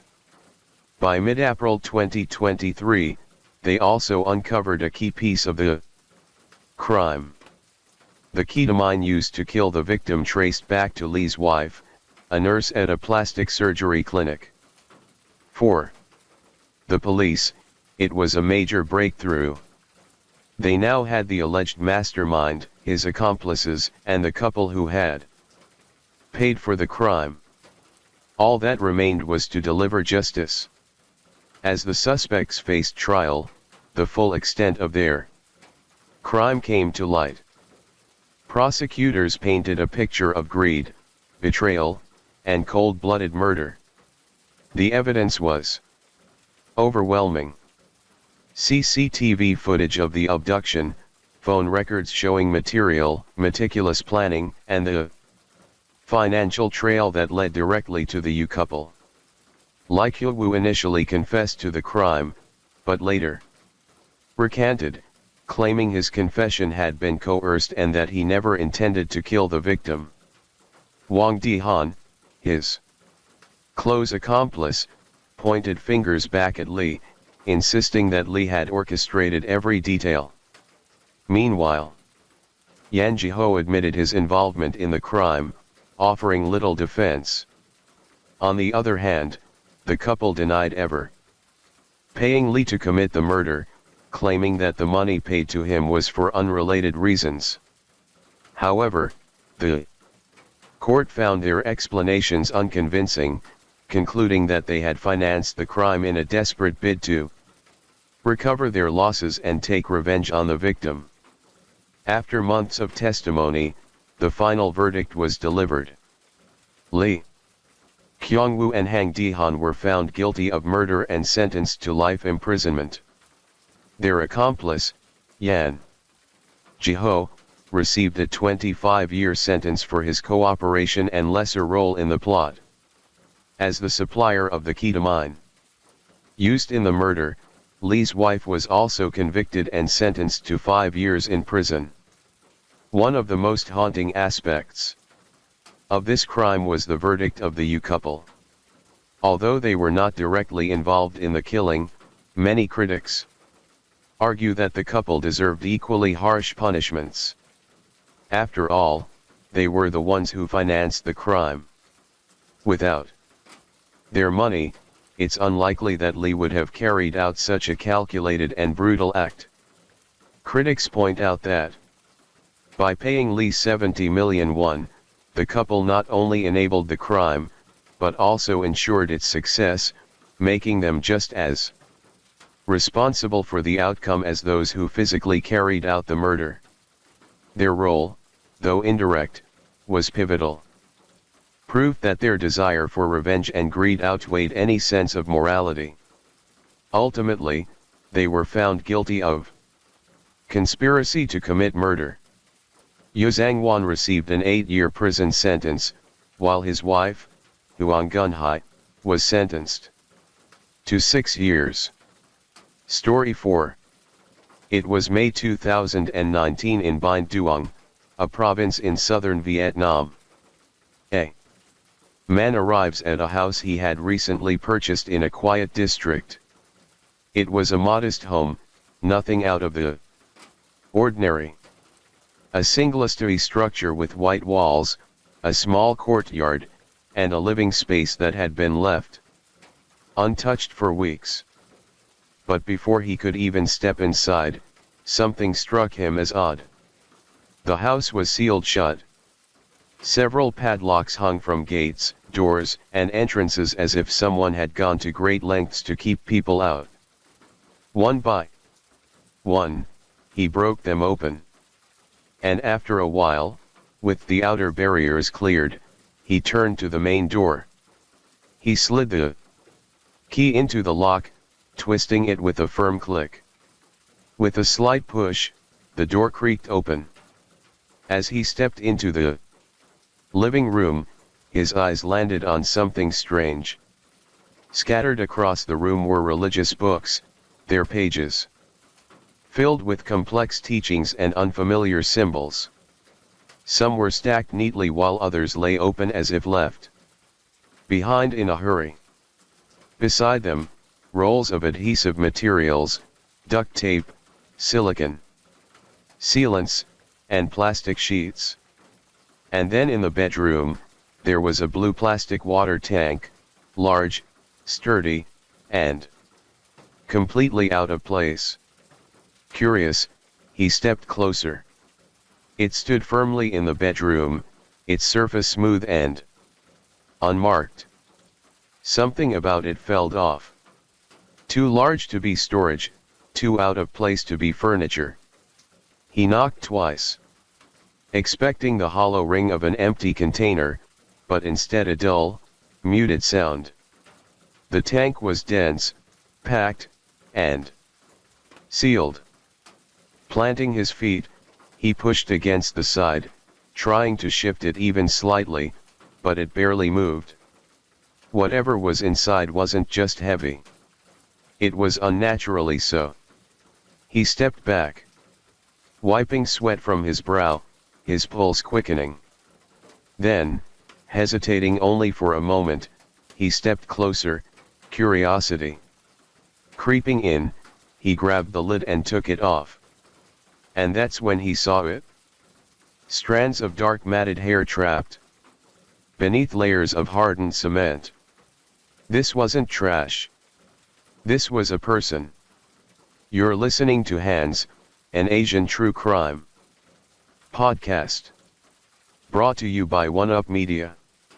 This episode may contain sensitive details and graphic imagery. Listener discretion is advised.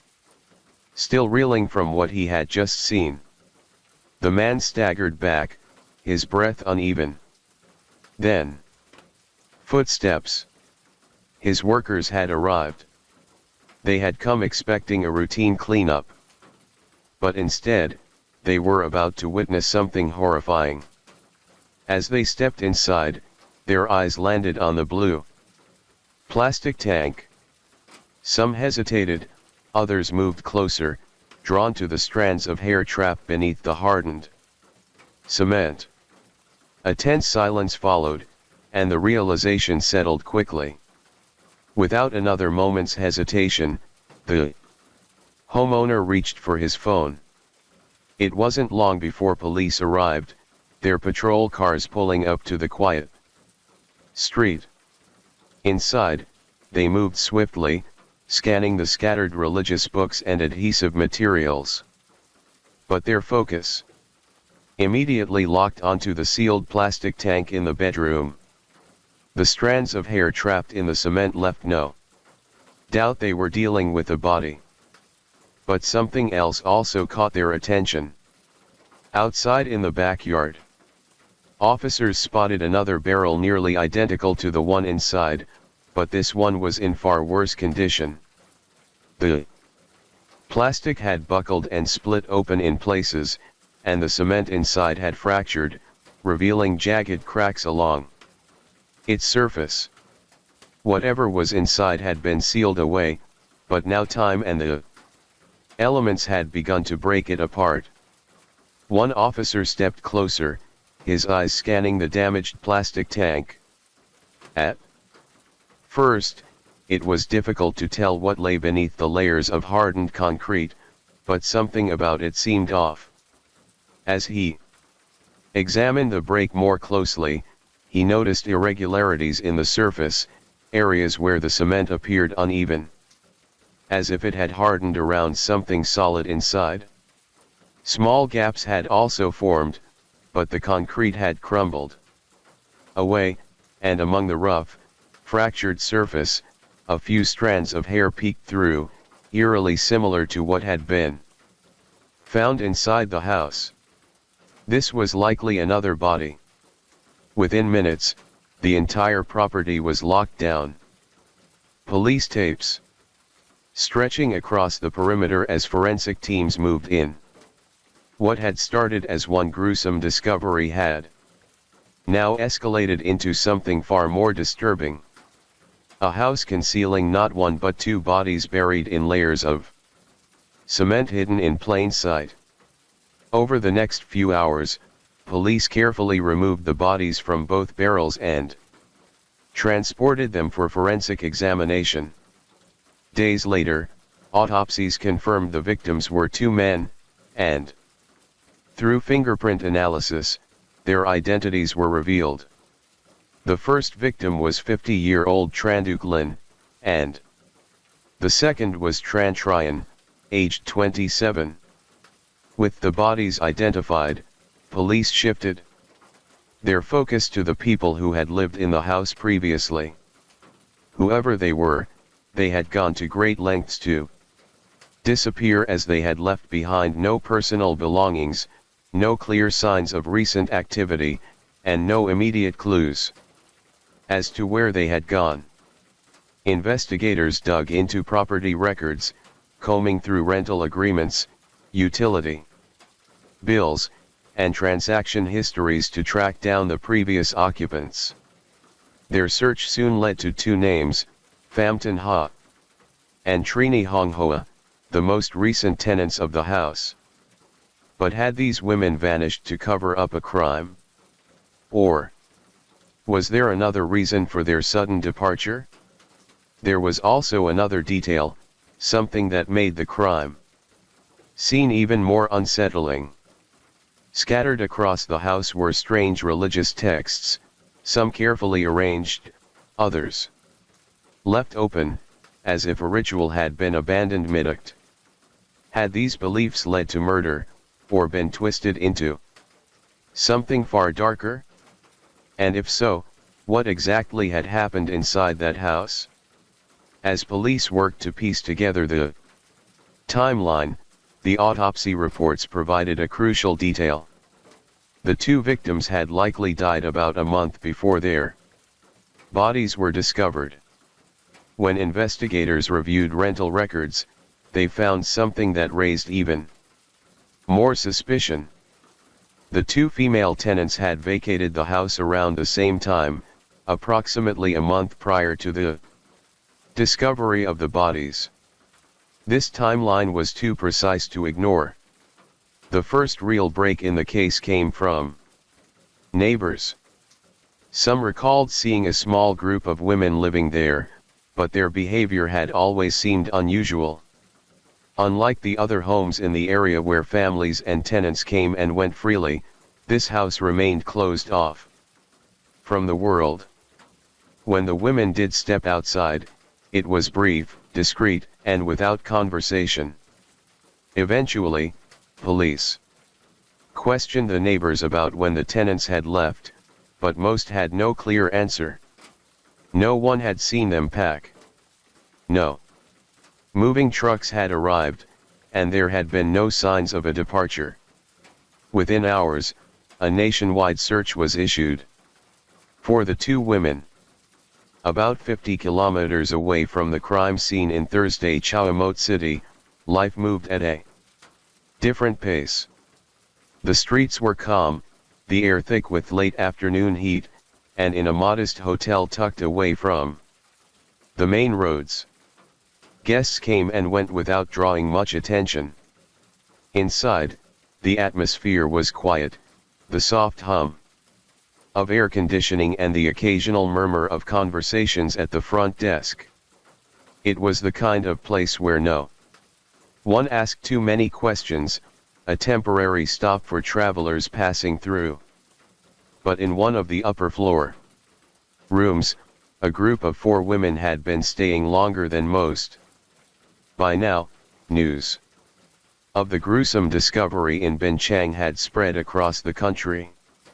Nationwide alerts were issued for Pham and Trin, the 2 women identified as the previous occupants of the house and key suspects in the case.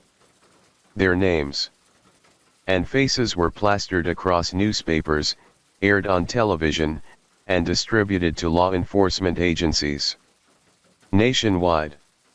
And as it turned out, someone was paying attention. At the hotel front desk, an employee was likely flipping through the morning paper. The headline stood out immediately. 2 women wanted for questioning in connection with bodies found in a water tank. A glance at the accompanying photos and the employee's stomach tightened with unease. The employee didn't react or show alarm, but in a quiet, calculated movement, they turned toward hotel security and discreetly whispered what they had just realized. Within moments, a call was placed and police were on their way. But upstairs, Pham and the others were already on edge. They had been in hiding for weeks, moving carefully, ensuring their presence remained as unnoticed as possible. But now, something felt off. Maybe it was the way the hotel staff had started glancing in their direction. Or maybe it was pure instinct. The same instinct that had kept them one step ahead until now. Whatever the reason, Pham wasn't about to ignore it. Without hesitation, the group prepared to leave, grabbing their belongings and heading downstairs to the front desk. They asked for their identification back, but the receptionist hesitated for a moment, just long enough for Pham to sense that something was wrong. Then the hotel's main entrance had been locked. Before they could react, the distant glow of red and blue lights flashed through the lobby windows. On May 18, 2019, Pham, Tishan Ha and Trini Hong Hoa were arrested on suspicion of murder. Along with them, 2 other women who had been traveling in their group were also taken into custody. Their arrest was a breakthrough for investigators, but the case was far from over. There were still critical questions left unanswered. Why were 2 men murdered and encased in concrete? What really happened inside that house in Binchang? And most importantly, who was Pham Shan Ha? Before she was a wanted fugitive, Pham Tan Ha was just another ordinary woman living in Ho Chi Minh City. Records state that she was educated, driven, and independent. The kind of person who seemed to have her life figured out. In her late 20s, she opened a coffee shop in a prime location, a cozy yet modern space that quickly became a favorite among locals and travelers alike. She poured everything into the business. Her time, her passion, her savings, and for a while, it paid off. Her life was stable, comfortable, successful. But somewhere along the way, something changed. At some point in 2017, her focus began to shift. The coffee shop, which was once the center of her world, no longer seemed to hold the same importance. Her mind was elsewhere. And then, almost overnight, she walked away from it all. She closed her business, distanced herself from old friends, and withdrew from the life she had built. Why? Because she had found something new. She had discovered Falun Gong, a practice that to outsiders appeared to be nothing more than a form of spiritual meditation. But beneath its surface, Falun Gong was known as one of the most controversial and divisive spiritual movements in the world. While it promoted inner peace and self-discipline, many critics accused it of being a cult, enforcing extreme beliefs and strict, unwavering devotion from its followers. For Farm, it may have begun as a simple curiosity, but it quickly consumed her, leading her down a path that would ultimately end with 2 men dead at her hands. With the suspects now in custody, investigators were finally in a position to piece together the truth. Now, the 4 prime suspects in the case were sitting across from them in the interrogation room, and it was time to hear their side of the story. But before they could understand why the 2 men were murdered, they needed to uncover what they had been involved in and how they had ended up in that house to begin with. The answers, it seemed, were hidden in plain sight. When the police first entered the house, they found stacks of religious texts with their pages filled with complex symbols and spiritual teachings. There were also rolls of adhesive materials, duct tape, silicone sealants, plastic sheets, all used to seal off rooms, restrict movement, and block out the outside world. In preliminary interviews, neighbors told police that they recalled strange silent gatherings at night. They spoke of figures moving behind the covered windows and sometimes the faint murmur of voices chanting words they couldn't understand. To the outside world, it was just another house. But inside, it was something else entirely. One by one, the 4 women were questioned. At first, they spoke calmly, methodically, as if none of this was unusual. There was no panic, no visible guilt, but something about them felt off. As part of standard procedure, police conducted a background check to see if the 4 suspects had any prior records or connections to each other. It turns out the 4 women were followers of Falun Gong, one of the most controversial spiritual movements in the world. Pham initially led a small but dedicated group of followers, all practicing under her strict guidance. No one knows for sure how many members she had at the start, but various reports estimated to be between 4 and 10.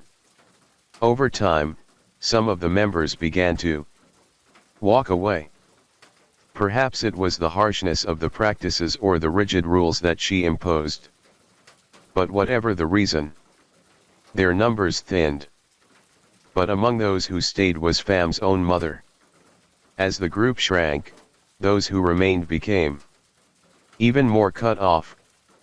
Because Pham had no intention of letting them stay connected to the outside world. Determined to keep the group together and to continue their practice in absolute secrecy, she made a decision. In October 2018, she rented a house in Bingjang, far from prying eyes, where the remaining members could devote themselves fully to their beliefs. This was the very house where the 2 bodies would later be found. It was clear that Pham was the one everyone listened to, the one who made the decisions. And when it came to death in the group, she didn't hesitate. According to Pham, the entire ordeal began with the first victim, Lin. She told police that his death was a choice he made on his own, insisting that neither she nor her followers had played a direct role in it. It happened during one of her strictest rituals yet, a 14-day absolute fast. No food, no water. Only meditation and faith. To Pham, this was a test, a way to separate the worthy from the weak. And in her eyes, Lin was too weak. She claimed that after just a few days without food, Lin had completely broken down. He could no longer endure the fasting and the isolation.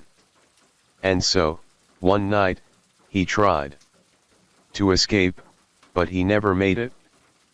Pham told police that in his attempt to escape, he threw himself from a second-floor window and committed suicide. But even in death, Lin remained trapped within the group. There was no funeral. No report to the authorities. His body was simply left in a room, hidden away from sight. As the days passed, the air in the house grew heavy with the scent of decay. Eventually, when the stench became unbearable, the group stuffed his remains inside a plastic water tank, filled it with concrete, and sealed it shut with tape. This was the order given from Pham. But Tun's case was different. Unlike Lin, Tun had stayed. In the weeks that followed, life inside the group continued as normal, or at least as normal as it could be under her rule. The fasting, the isolation, the strict discipline. Nothing had changed. But Lin's death had left something behind. A lesson, a warning. Tun had witnessed firsthand what happened to those who couldn't keep up. And for a while, he did what he could to fall in line to avoid drawing attention. But no matter how hard he tried, a constant reminder lingered in the room. The plastic water tank. It sat there unmoving, sealed, heavy, and silent. Tom may not have spoken about it, but he knew what was inside. He knew what had happened to Lin. And maybe deep down, he knew what would happen to him if he didn't listen to Pham. In the weeks that followed, Tan's faith began to waver. He began to struggle with the teachings just as Lin had. During her police interview, Pham stated that Tan had once been deeply committed to the group, even immersing himself in the routines and distancing himself from the outside world. By all accounts, he had been fully committed to Falun Gong. But according to Pham, he was slowly becoming corrupted, drifting too far from their teachings and resisting any attempt to change. In her version of events, Tan's defiance had begun with small transgressions. While the others fully committed to their fasting rituals, he allegedly snuck food in secret, breaking what Pham saw as a sacred purification process. To her, his violations weren't just physical. They were spiritual. She claimed he had begun harboring impure thoughts, showing signs of desire and craving earthly pleasures that defied the strict discipline she imposed. Then one day, Tom crossed a line. Pham caught him masturbating inside the house, something she saw as an unforgivable act. In her mind, this wasn't just a personal failure. It was a contagion, a sign of moral weakness that could possibly be spread to the others in the group. To her, it was a sickness that had to be cut out before it spread. And there was only one solution. Pham did not intend to kill him outright. Instead, she isolated him, locked him inside a room, and left him there alone. No food, no water, no human contact. He was given only time. Time to repent. Time to reflect. Time to suffer. As the days passed, Tun's body began to weaken. His muscles grew sluggish, his mind foggy from dehydration and starvation. Eventually, he was so weak and malnourished that his health was in severe decline. Then one day, Pham entered the room. She stood over him, watching as he struggled to move, to speak, to hold himself upright. And then, in a voice calm and assured, she told him not to worry. She would heal him. Shortly after, she sent for one of the women in the group to buy an electric actuator, a device that's commonly used in acupuncture treatments, meant to restore balance, ease pain, and bring the body back to health. At least that's what she wanted him to believe. By the time the machine arrived, Tun was already too weak to fight back. Under Pham's instructions, the women pressed the device against Tun's body, sending a sudden jolt of electricity coursing through him.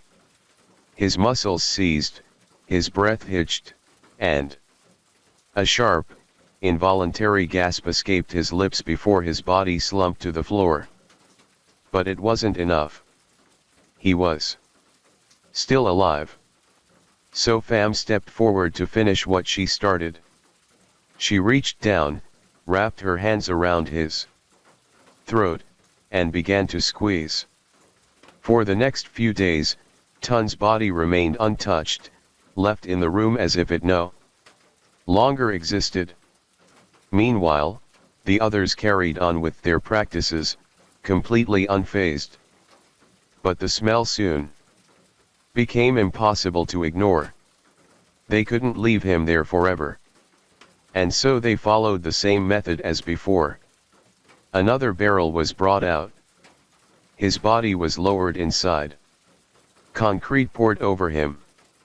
The container sealed shut with tape.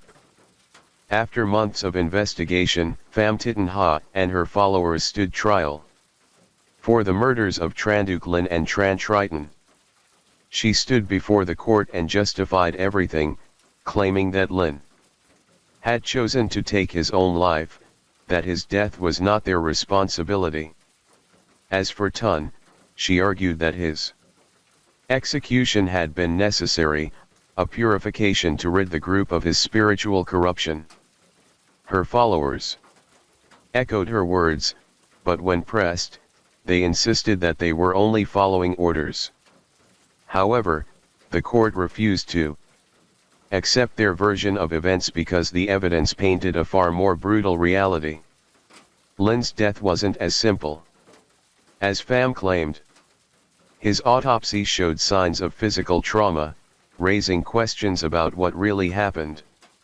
If he had truly taken his own life, why was his body kept hidden for days? Why hadn't anyone sought help? And then there was Tun. He had been locked away and starved, left to grow weaker until he was barely able to fight back. Then he was electrocuted and strangled to death. His murder was clearly premeditated. This was never about purification. This was about control, submission, power. Pham was not just a spiritual leader. She had isolated, manipulated, and ultimately executed those who no longer fit into her vision of the group. And the other women, they had stood by and allowed it to happen. They could have stopped it. They could have walked away. But instead, they helped cover the bodies in concrete. To the court, there was only one conclusion. This was murder. After a lengthy trial, the verdict was delivered. Pham Thich Ha was sentenced to death while her mother Trini Hong Hoa and the two other women, Tao and Huyen, received prison terms ranging from 13 to 22 years for their involvement in the crimes. The spiritual practice of Falun Gong originated in China in the early 1990s. Its followers believe that through meditation, slow-moving exercises, and moral teachings, they can achieve spiritual enlightenment and even supernatural abilities. While some consider it a spiritual discipline, many critics and even governments have labeled it as a cult. One of the most controversial and extreme cases linked to Falun Gong involves its practitioners rejecting modern medical treatment, believing that illness should be cured solely through spiritual cultivation and meditation. This has led to cases where followers have refused life-saving medical care, relying instead on meditation and their faith. However, Falun Gong is also at the center of a far more disturbing allegation. In 2006, reports surfaced claiming that some practitioners in China were being systematically targeted for organ harvesting. Investigations alleged that some political prisoners, primarily those who believed in Falun Gong, were being executed on demand to supply China's organ transplant industry. Today, over 10 countries have banned Falun Gong, citing it as a threat to public order or national security. Although Pham Thich Ha and her group claimed to follow Falun Gong, Vietnamese media reported that her practices deviated significantly from its core teachings. Rather than adhering to the belief's traditional principles, Pham created her own interpretations like extreme fasting, long periods of self-isolation, and even self-imposed exile. Some people argue that Pham's actions had little to do with Falun Gong itself and that media coverage of the case was shaped to cast the practice in a negative light. But in the end, this was never just about faith. It was about power.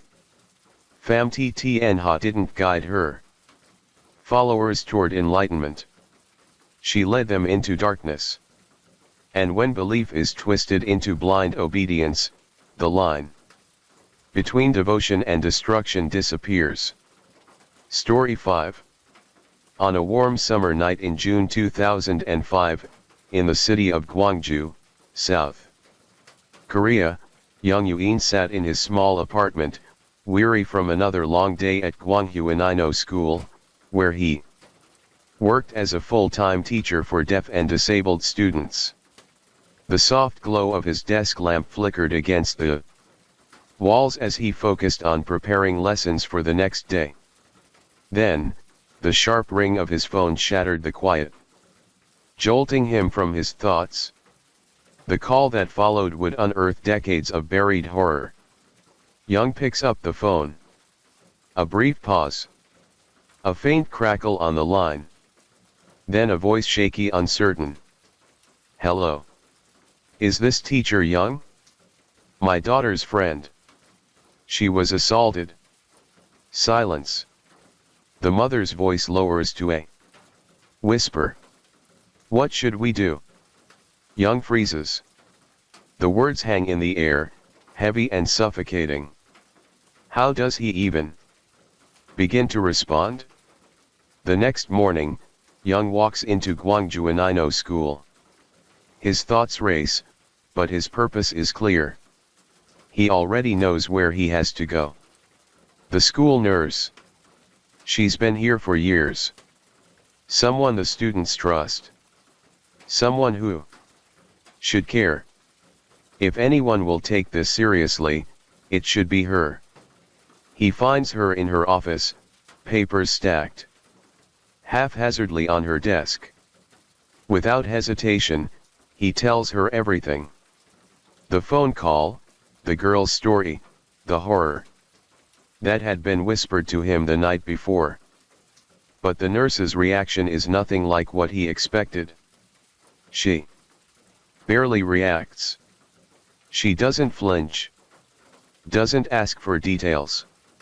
Forget about it, she says. Young feels his breath catch. His hands tighten into fists at his sides. Did she misunderstand him? Did she not grasp the gravity of what he just said? As he looks into her face, he realizes she understood perfectly. She just didn't care. Teacher Young then turns to other teachers and colleagues at the school, desperate for someone to acknowledge what's happening. One by one, he asks them if they've heard anything, if they know what's going on, but all of their answers are eerily similar. Don't get involved. Just let it go. Young refuses to walk away. If the teachers won't help, then he'll go to the one person who has to listen, the principal of the school. Young steps into the office, facing the man in charge. He recounts everything. The mother's call, the girl's story, the disturbing accusations. But in response, "Be quiet," the principal says. At that moment, Young begins to realize the truth. This wasn't just about one man, one crime, or one girl suffering. This ran much deeper. Gwanghyuanino Inoa School wasn't hiding one predator. It was shielding many. What Teacher Young was about to expose would go on to become one of the most horrifying scandals in South Korean history. This was a case of unchecked abuse, systemic corruption, and a legal system that failed its victims at every turn. But it would take years for the horrors of Inoa School to come to light. But when it finally did, it ignited national outrage so intense that the country could no longer look away. No one had listened when the students first cried for help. But soon, South Korea would have no choice but to hear them. To the outside world, Gwangjuanino School appeared to be a place of learning, care, and support for children with disabilities. Established in 1961, the school was founded with a clear purpose to provide education for deaf and disabled students in a society that often overlooked them. It was the first of its kind in Gwangju, a city that was steadily growing into an economic and cultural hub in South Korea. Many parents had placed their trust in Inoa School, believing it to be a safe haven where their children would be cared for and given the support they needed. Government officials even commended the institution, praising the generosity and dedication of its administrators. To the outside world, this institution was a symbol of hope. But beneath that carefully crafted image lay something far more troubling. Gwangjuanino was a family enterprise, one built on power, control, and secrecy. It was owned and operated by the Kim family, who controlled nearly every major position within the institution. At the top was Chairman Kim, the school's founder. His influence ensured that the school remained eligible for government funding and private donations. His eldest son was Principal Kim, a respected public figure of the institution. He was known for his charitable work and also for consistently securing funding from several religious organizations and private benefactors. But the real power rested with Vice Principal Kim, the younger son. While his father and brother handled finances and public relations, he controlled the day-to-day operations in the school.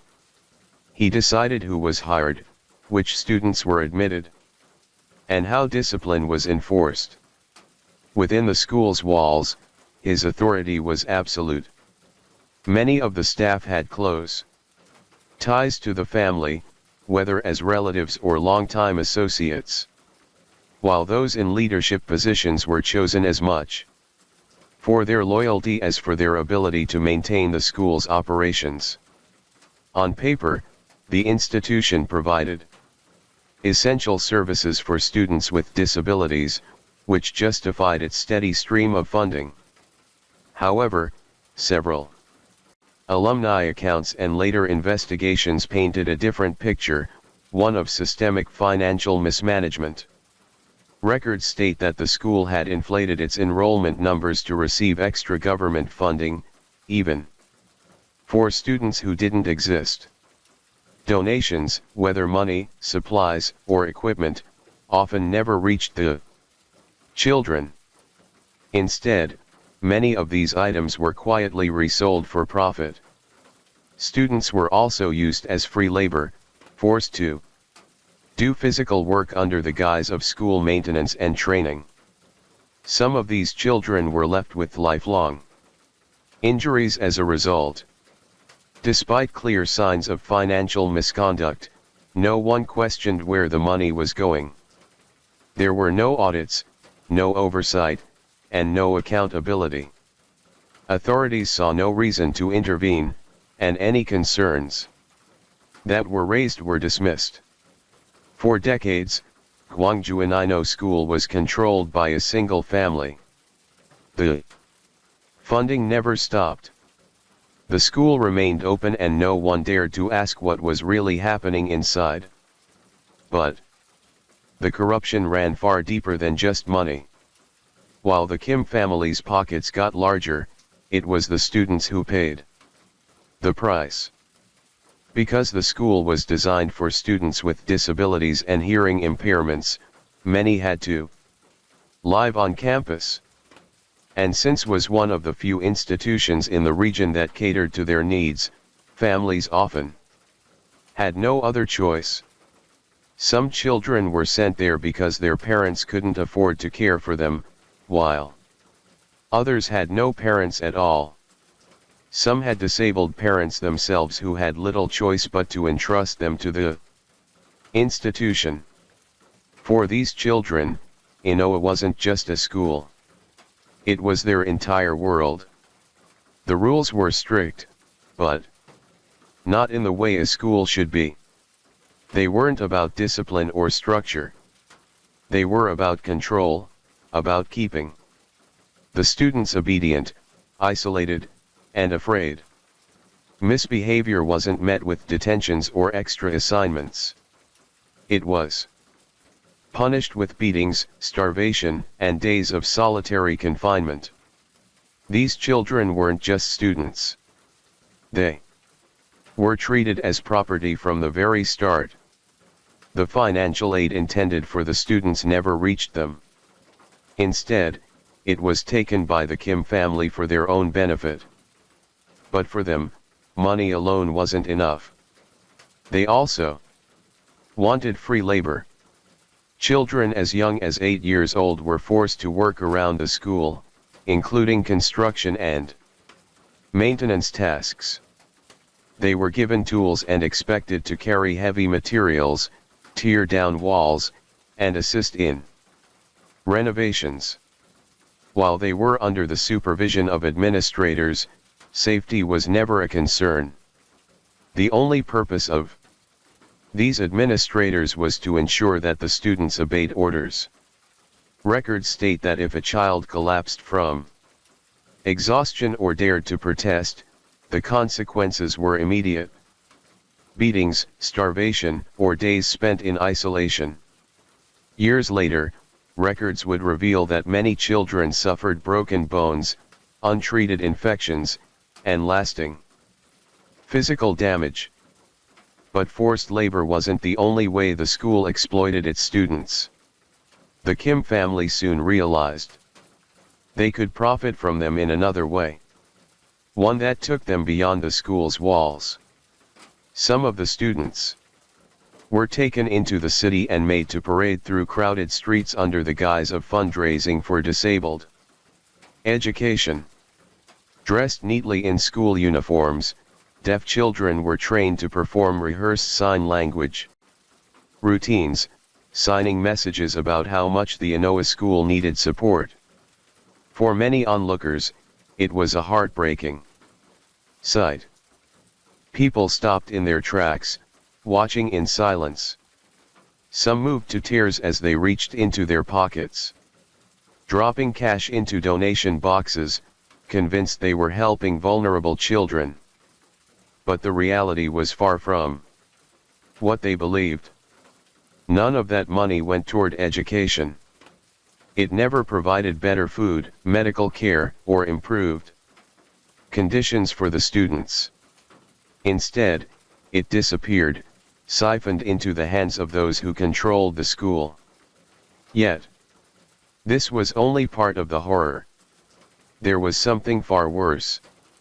The first signs of sexual violence at Eno School were subtle, hidden beneath the guise of discipline and favoritism. It started with small acts. A male teacher placing a hand on a student's back. Then a little lower, a pat on the head, followed by a whisper too close to the ear. A teacher calling a female student into his office after class only for her to leave in tears. At first, many students didn't understand what was happening. Most, if not all, had never received any proper education about bodily autonomy. No one had taught them what was appropriate and what wasn't. But then the patterns became impossible to ignore. The same children were being called to the same offices, the same dormitories, always late at night. They would return silent, shaking, unable to make eye contact. At the heart of all the abuse was Vice Principal Kim. Before the horrifying truth was exposed, most saw him as nothing more than an administrator, a man responsible for maintaining order at the school.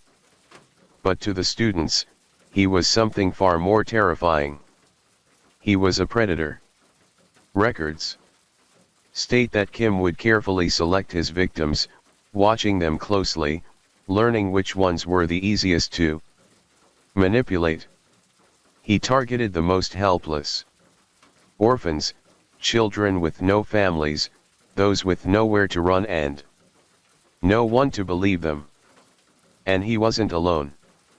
Other teachers, staff members, even administrators either participated in the abuse or chose to stay silent. Some joined in without hesitation. Others simply looked the other way, knowing full well what was happening, yet refusing to risk their own positions by speaking out. Because at Enoa School, silence wasn't just expected. It was necessary for survival. One night, Kim summoned a young girl to his office. She was no older than 11. Another child who had nowhere else to go, forced to live on campus like so many others. She had heard the whispers, seen other girls returned from his office in tears, unable to speak about what had happened. She didn't fight back. She knew it wouldn't matter. Kim bound her hands and feet, ensuring there was no escape. For the next 15 hours, she endured unimaginable horror, trapped in that room as he did as he pleased. When it was over, she was sent back to class, expected to sit at her desk, open her textbooks, and pretend nothing had happened. No one asked where she had been, because no one dared to. The records also state that certain teachers had favored students, not because they excelled in class, but because they were easier to control. Girls were singled out, given extra attention, called to the front of the classroom under the pretense of guidance. Some students were told to stay after class. Others were called to the teachers' offices alone, given small rewards, snacks, better grades, special privileges before being subjected to things they didn't fully understand. On one occasion, a female student was summoned after school, believing she was in trouble for poor performance. Instead, she found herself alone with her teacher, who locked the door behind her. When she finally left, she was shaking, her uniform disheveled, her eyes red from crying. However, she said nothing about the incident, likely because she already knew what would happen if she did. At night, when the halls were empty and the school doors were locked, the dormitories became even more dangerous. Because certain teachers had the keys to the rooms where the students slept. One night, a female student, who was no older than 12, woke to the feeling of hands moving over her body. Disoriented, she opened her eyes to see her teacher kneeling beside her bed. The student tried to scream in fear, but the teacher pressed a finger to her lips. "Be quiet," he said. She had no choice but to listen because she knew what happened to students who resisted. She had seen what had happened to others. Students who fought back were often met with brutal punishments. Some were dragged out of their dorms and beaten in front of the entire class. Others were taken away for hours at a time, returning before sunrise, walking unsteadily, their heads down, their faces pale. There were no simple punishments in school. If a child spoke out of turn, if they did poorly on a test, or even if they looked at a teacher the wrong way, there were consequences. And these consequences were often unspeakable. On one occasion, a 12-year-old female student was accused of talking back to a teacher. As punishment, she was dragged into the staff room and had the door locked behind her. She would not leave that room for the next 10 hours. Another student, a boy who had seen something he was never meant to, was beaten so badly that he was unable to walk for days. In another instance, a student was caught trying to warn a classmate through sign language. As punishment, his hands were tied behind his back, and he was forced to kneel for hours blindfolded while staff members passed by, striking him at will. But even these punishments were not the worst. Because Agwanjuanway School, some punishments ended in death. In the year 2011, a former teacher of the school came forward with a chilling confession. He had worked at the Inway school in the 1960s. Back then, the abuse had already begun. But no one outside the school knew about it, and, according to him, at least 2 children never made it out alive. One was a 6-year-old boy. He had been locked away for days without food. When he was finally let out, he was too weak to walk. His body was covered in bruises, his ribs pressing through his skin. The vice principal beat him again, and this time, he didn't get back up. His body was wrapped in a cloth sack and buried outside the city. The second was a 6-year-old girl. She had been caught trying to sneak food after being starved for days. For this, she was locked in a room with no windows, no light, no food, and no water. By the time the door was unlocked, she was gone. The teachers didn't call the police. They didn't tell their parents. They simply disposed of her body as if she had never existed. No records, no investigation, only silence. The students of the NWA school lived in constant fear. They slept lightly, knowing that at any moment a teacher could walk into their dormitory and choose them. And for years they had no one to turn to. If they told a teacher, they would be punished for lying. If they told the police, no one would believe them. If they told their families, the school would retaliate. And so they endured it. For decades, they suffered in silence. Until in 2005. Someone finally spoke up. In 2005, a man named Young Yujin joined the Guangzhou Inway school as a teacher. But he wasn't just any teacher. He understood the challenges his students faced in a way that few others could. Having been born hard of hearing, Jung had spent his life navigating a world that often overlooked or failed to accommodate people with disabilities. Rather than letting those struggles hold him back, he dedicated himself to special education, determined to support students who, like himself, needed someone to truly listen and advocate for them. When he was hired at the school, he believed he had found a place where he could truly make a difference. He saw himself in the children, their isolation, their challenges, their need for someone who actually cared. But it didn't take long for him to realize that something was deeply wrong. At first, he noticed that certain students would freeze when a teacher walked by, their eyes wide with fear, their shoulders tensing as if preparing for something they couldn't escape. Then he noticed that some would flinch at the lightest touch, even an innocent pat on the back or a hand on their shoulder. Many students would also avoid eye contact, keeping their heads down, trying to disappear. Teacher Zhang began to see the patterns. Certain children refused to be alone with specific staff members, always finding excuses to stay close to their classmates. Some girls would also cling to each other in the hallways, their hands tightly intertwined. Something was deeply wrong. Then he started hearing stories. A girl who refused to enter a teacher's office alone. A boy who had mysteriously disappeared for days, returning bruised and silent. Rumors of nighttime visits to the dormitories where certain students were taken and never spoke about what had happened. John could no longer ignore it. He began to ask questions.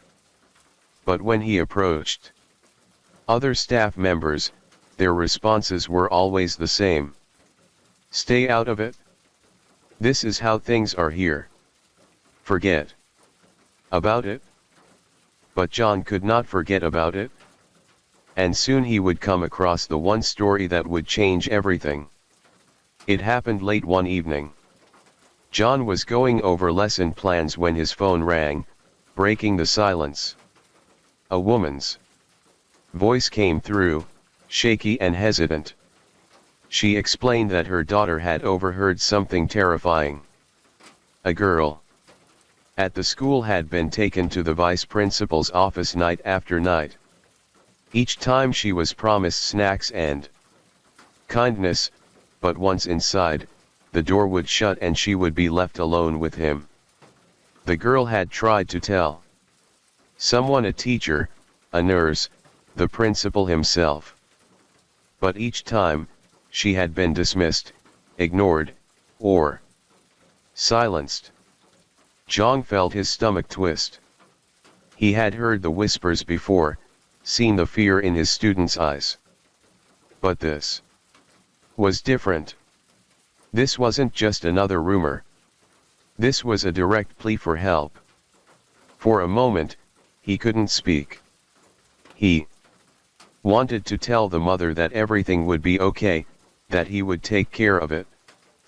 But deep down, he knew that this was bigger than him.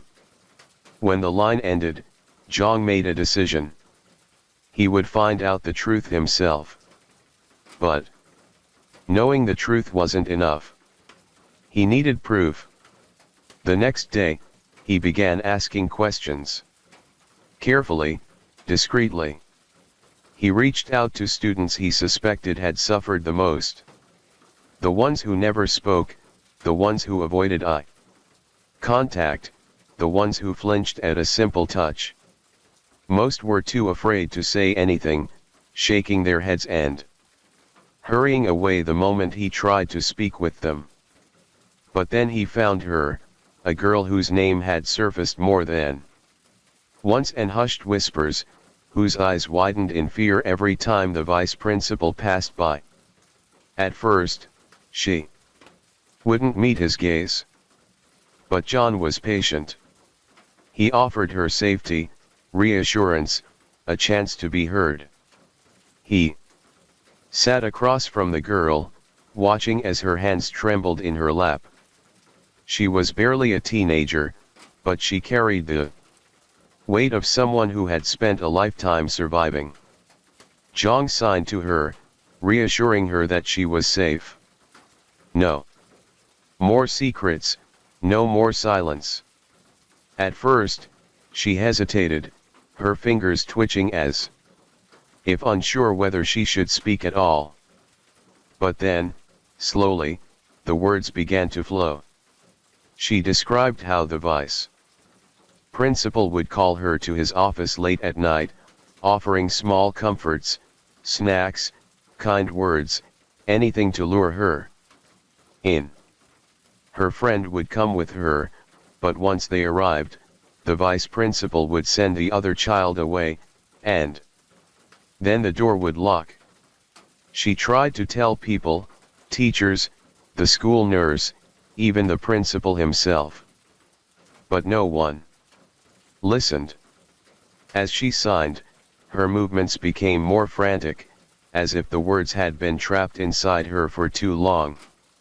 Zhang listened. He didn't stop her. Didn't rush her. He just let her speak. And for the first time, her story wasn't just being heard. It was being recorded.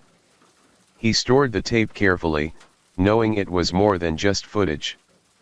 This was evidence, a weapon against the people who had spent years hiding behind their authority. But he also understood what it meant to have this in his hands. This wasn't just about exposing the truth. It was about survival. Because once the school found out what he had done, they would come for him. Zhang didn't take the tape to the school board. He didn't go to the police. He knew better than that. Instead, he brought it to a counseling center that specialized in sexual violence cases, particularly those involving disabled victims. When he placed the tape on the table and explained what had been happening inside the Guangzhou Anino school, the response was immediate. The counseling center filed a formal report to the police. And just like that, after years of silence, the crimes of Inoa school were finally being dragged into the light. But the school had been watching, and they weren't about to let decades of secrets unravel without a fight. The girl who had spoken out immediately became the school's next target. One night, she was summoned to the cafeteria. She wasn't given a choice. When she arrived, she found herself surrounded, not just by the vice principal, but by several other staff members. They sat her down, placed a glass of alcohol in front of her, and told her to drink. The alcohol burned her throat. But they didn't stop there. They then began to coach her, forcing her to repeat the words over and over again. She was made to consume large amounts of alcohol and repeat those words until they were satisfied. Then they turned on the camera and made her say them one last time. The next day, the school submitted the tape to the police. And suddenly, what should have been an open and shut case became something far more complicated. The police didn't dismiss the allegations entirely, but they didn't act on them either. Instead, they called it a conflicting testimony situation and put the case on hold. Weeks passed. Then months, no arrests were made. No investigations were conducted.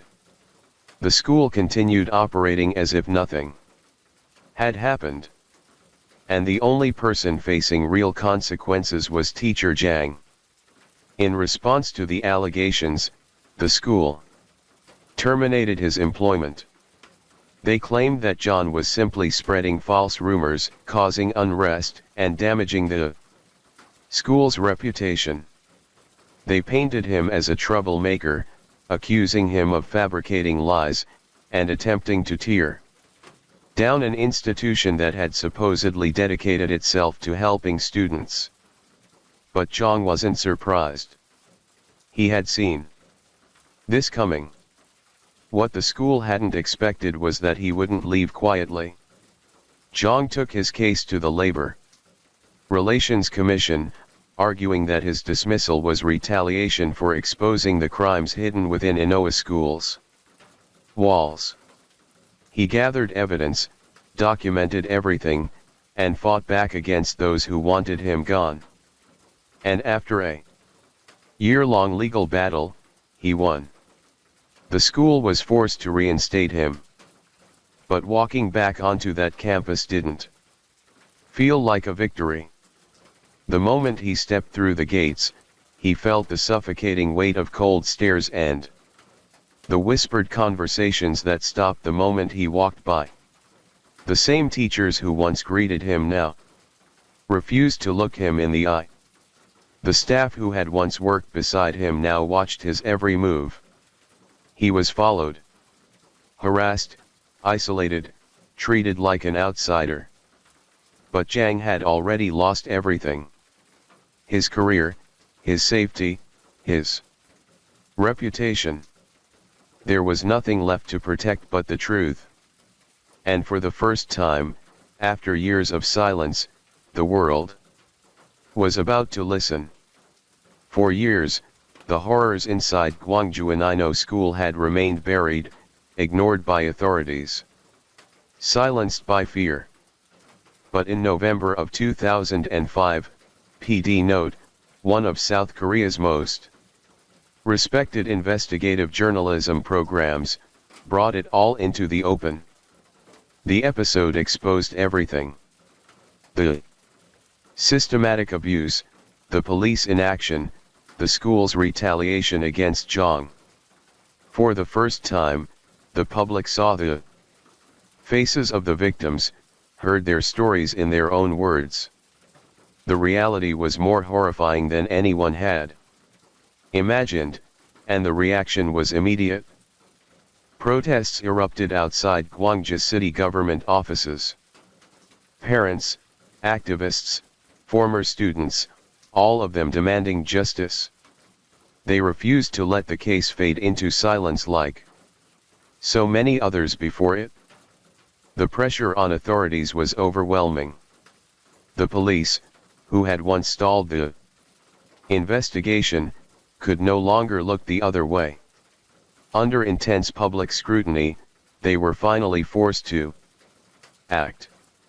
Within days, they arrested 6 perpetrators. The first to be taken into custody was Principal Kim, the eldest son of the school's founder, who oversaw operations and failed to act despite knowing what was happening.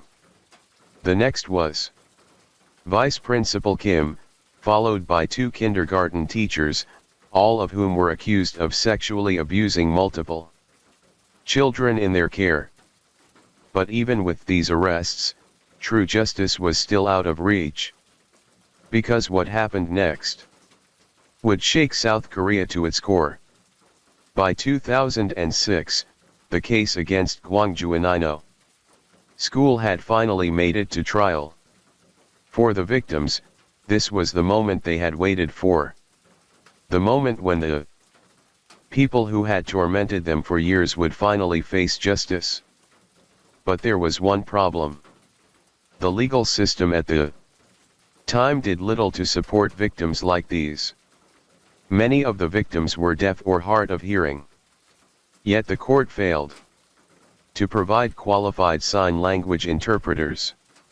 Some were forced to testify without fully grasping the complex legal terminology being used against them. Others had to depend on simplified translations which often distorted their testimonies and made any important details lost in translation. And then came the cross-examinations. The defense was ruthless.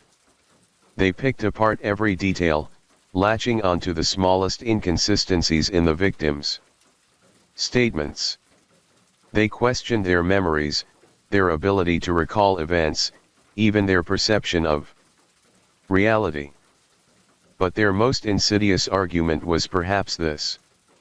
The defense pointed out that many of the victims had intellectual disabilities, and because of that, their testimonies couldn't be trusted. They claimed the children were easily confused, making their statements unreliable since they supposedly couldn't fully grasp what had happened to them. It didn't matter that they had endured years of abuse. It didn't matter that multiple survivors shared the same horrifying stories. To the defense, they weren't victims of a terrible crime. They were just disabled kids who couldn't be trusted. Towards the end of the trial, the verdicts were announced. The principal, the man who had allowed years of abuse to continue under his watch, was sentenced to just 5 years in prison. The vice principal, one of the worst offenders, received only 1 year. His charge downgraded from rape to forced molestation. 2 other perpetrators were given less than 2 years behind bars. But even those sentences wouldn't last because in the appeal trial, the court reduced nearly every punishment. The principal sentence was lowered to 2 years and 6 months. But instead of prison time, he was given probation. The vice principal, the man who had violated his students for years, walked free on a suspended sentence. By the time the trials were over, 4 of the 6 perpetrators were reinstated at the school, back among their victims, back in positions of power as if nothing had ever happened. For anyone unfamiliar with South Korea's legal system at the time, these light sentences might seem impossible to believe. But there was a reason this happened. Back then, sexual crimes were not automatically prosecuted by the state. Instead, victims or their families had to file a formal legal complaint themselves. But for children with disabilities, many of whom were orphaned or had no legal guardians who understood the system, this process was nearly impossible. There was also a 1-year statute of limitations for filing complaints, meaning that if a child didn't come forward within a year of the abuse happening, they legally couldn't press charges at all. This loophole meant that many of the worst crimes at Gwangju Inino School simply couldn't be prosecuted. And then there was the most disturbing part of all. Back then, it was legal for child sex crimes to be settled privately between the victim's family and the perpetrator. If the abuser offered a cash settlement, the charges could be dropped entirely. And that's exactly what happened. Some families pressured by fear, shame, or financial hardship accepted money in exchange for their silence. And with that, the perpetrators walked free. Their victims, however, would never escape what had been done to them. Once the trial ended, public attention faded quickly. The outrage had been loud, passionate, and immediate. But without social media to keep the conversation alive, the case gradually slipped from the headlines. The world moved on. For years, it seemed as though they had won. Then, in 2011, everything changed. A film called Silenced, also known as The Crucible, was released in South Korea. It was based on a novel by Gong Jang, a writer who had been so outraged by the case that she felt compelled to tell the story. The film offered a stark, unflinching look at what had happened inside Gwangju Inno School. The systemic abuse, the corruption, the failure of the legal system, but it wasn't sensationalized. It didn't need to be. In fact, survivors later revealed that the film left out some of the worst Details. And still, it was enough to shock an entire nation. More than 4.7 million people in South Korea saw the film. Nearly 10% of the country's population at the time. The impact was immediate and overwhelming. Viewers left angry, horrified, unable to comprehend how such injustice had been allowed to happen. Among them was then President Leibich. So disturbed by what he had seen, he called for a reinvestigation of the case. This time there would be no loopholes. But even with the public outcry, justice remained elusive. In late 2011, the courts dismissed the case, citing a lack of evidence. Additionally, the victims' rights to file for compensation had already expired the year before in 2010, meaning they had no legal recourse for the suffering they had endured. That same year, the school's principal died of cancer, never facing true accountability for what had happened under his watch. Yet, despite these setbacks, the weight of public anger could not be ignored. After a series of investigations, protests, and relentless pressure, Gwangju Inino School was officially shut down in November 2011. The institution that had harbored unimaginable horrors was finally gone. As the rain gently falls and the night grows deeper, thank you for joining me here at Mr. Nightcared. True crime stories remind us of life's mysteries and the importance of staying aware even as we seek comfort in the quiet of the night. Let the rain carry you to a peaceful sleep.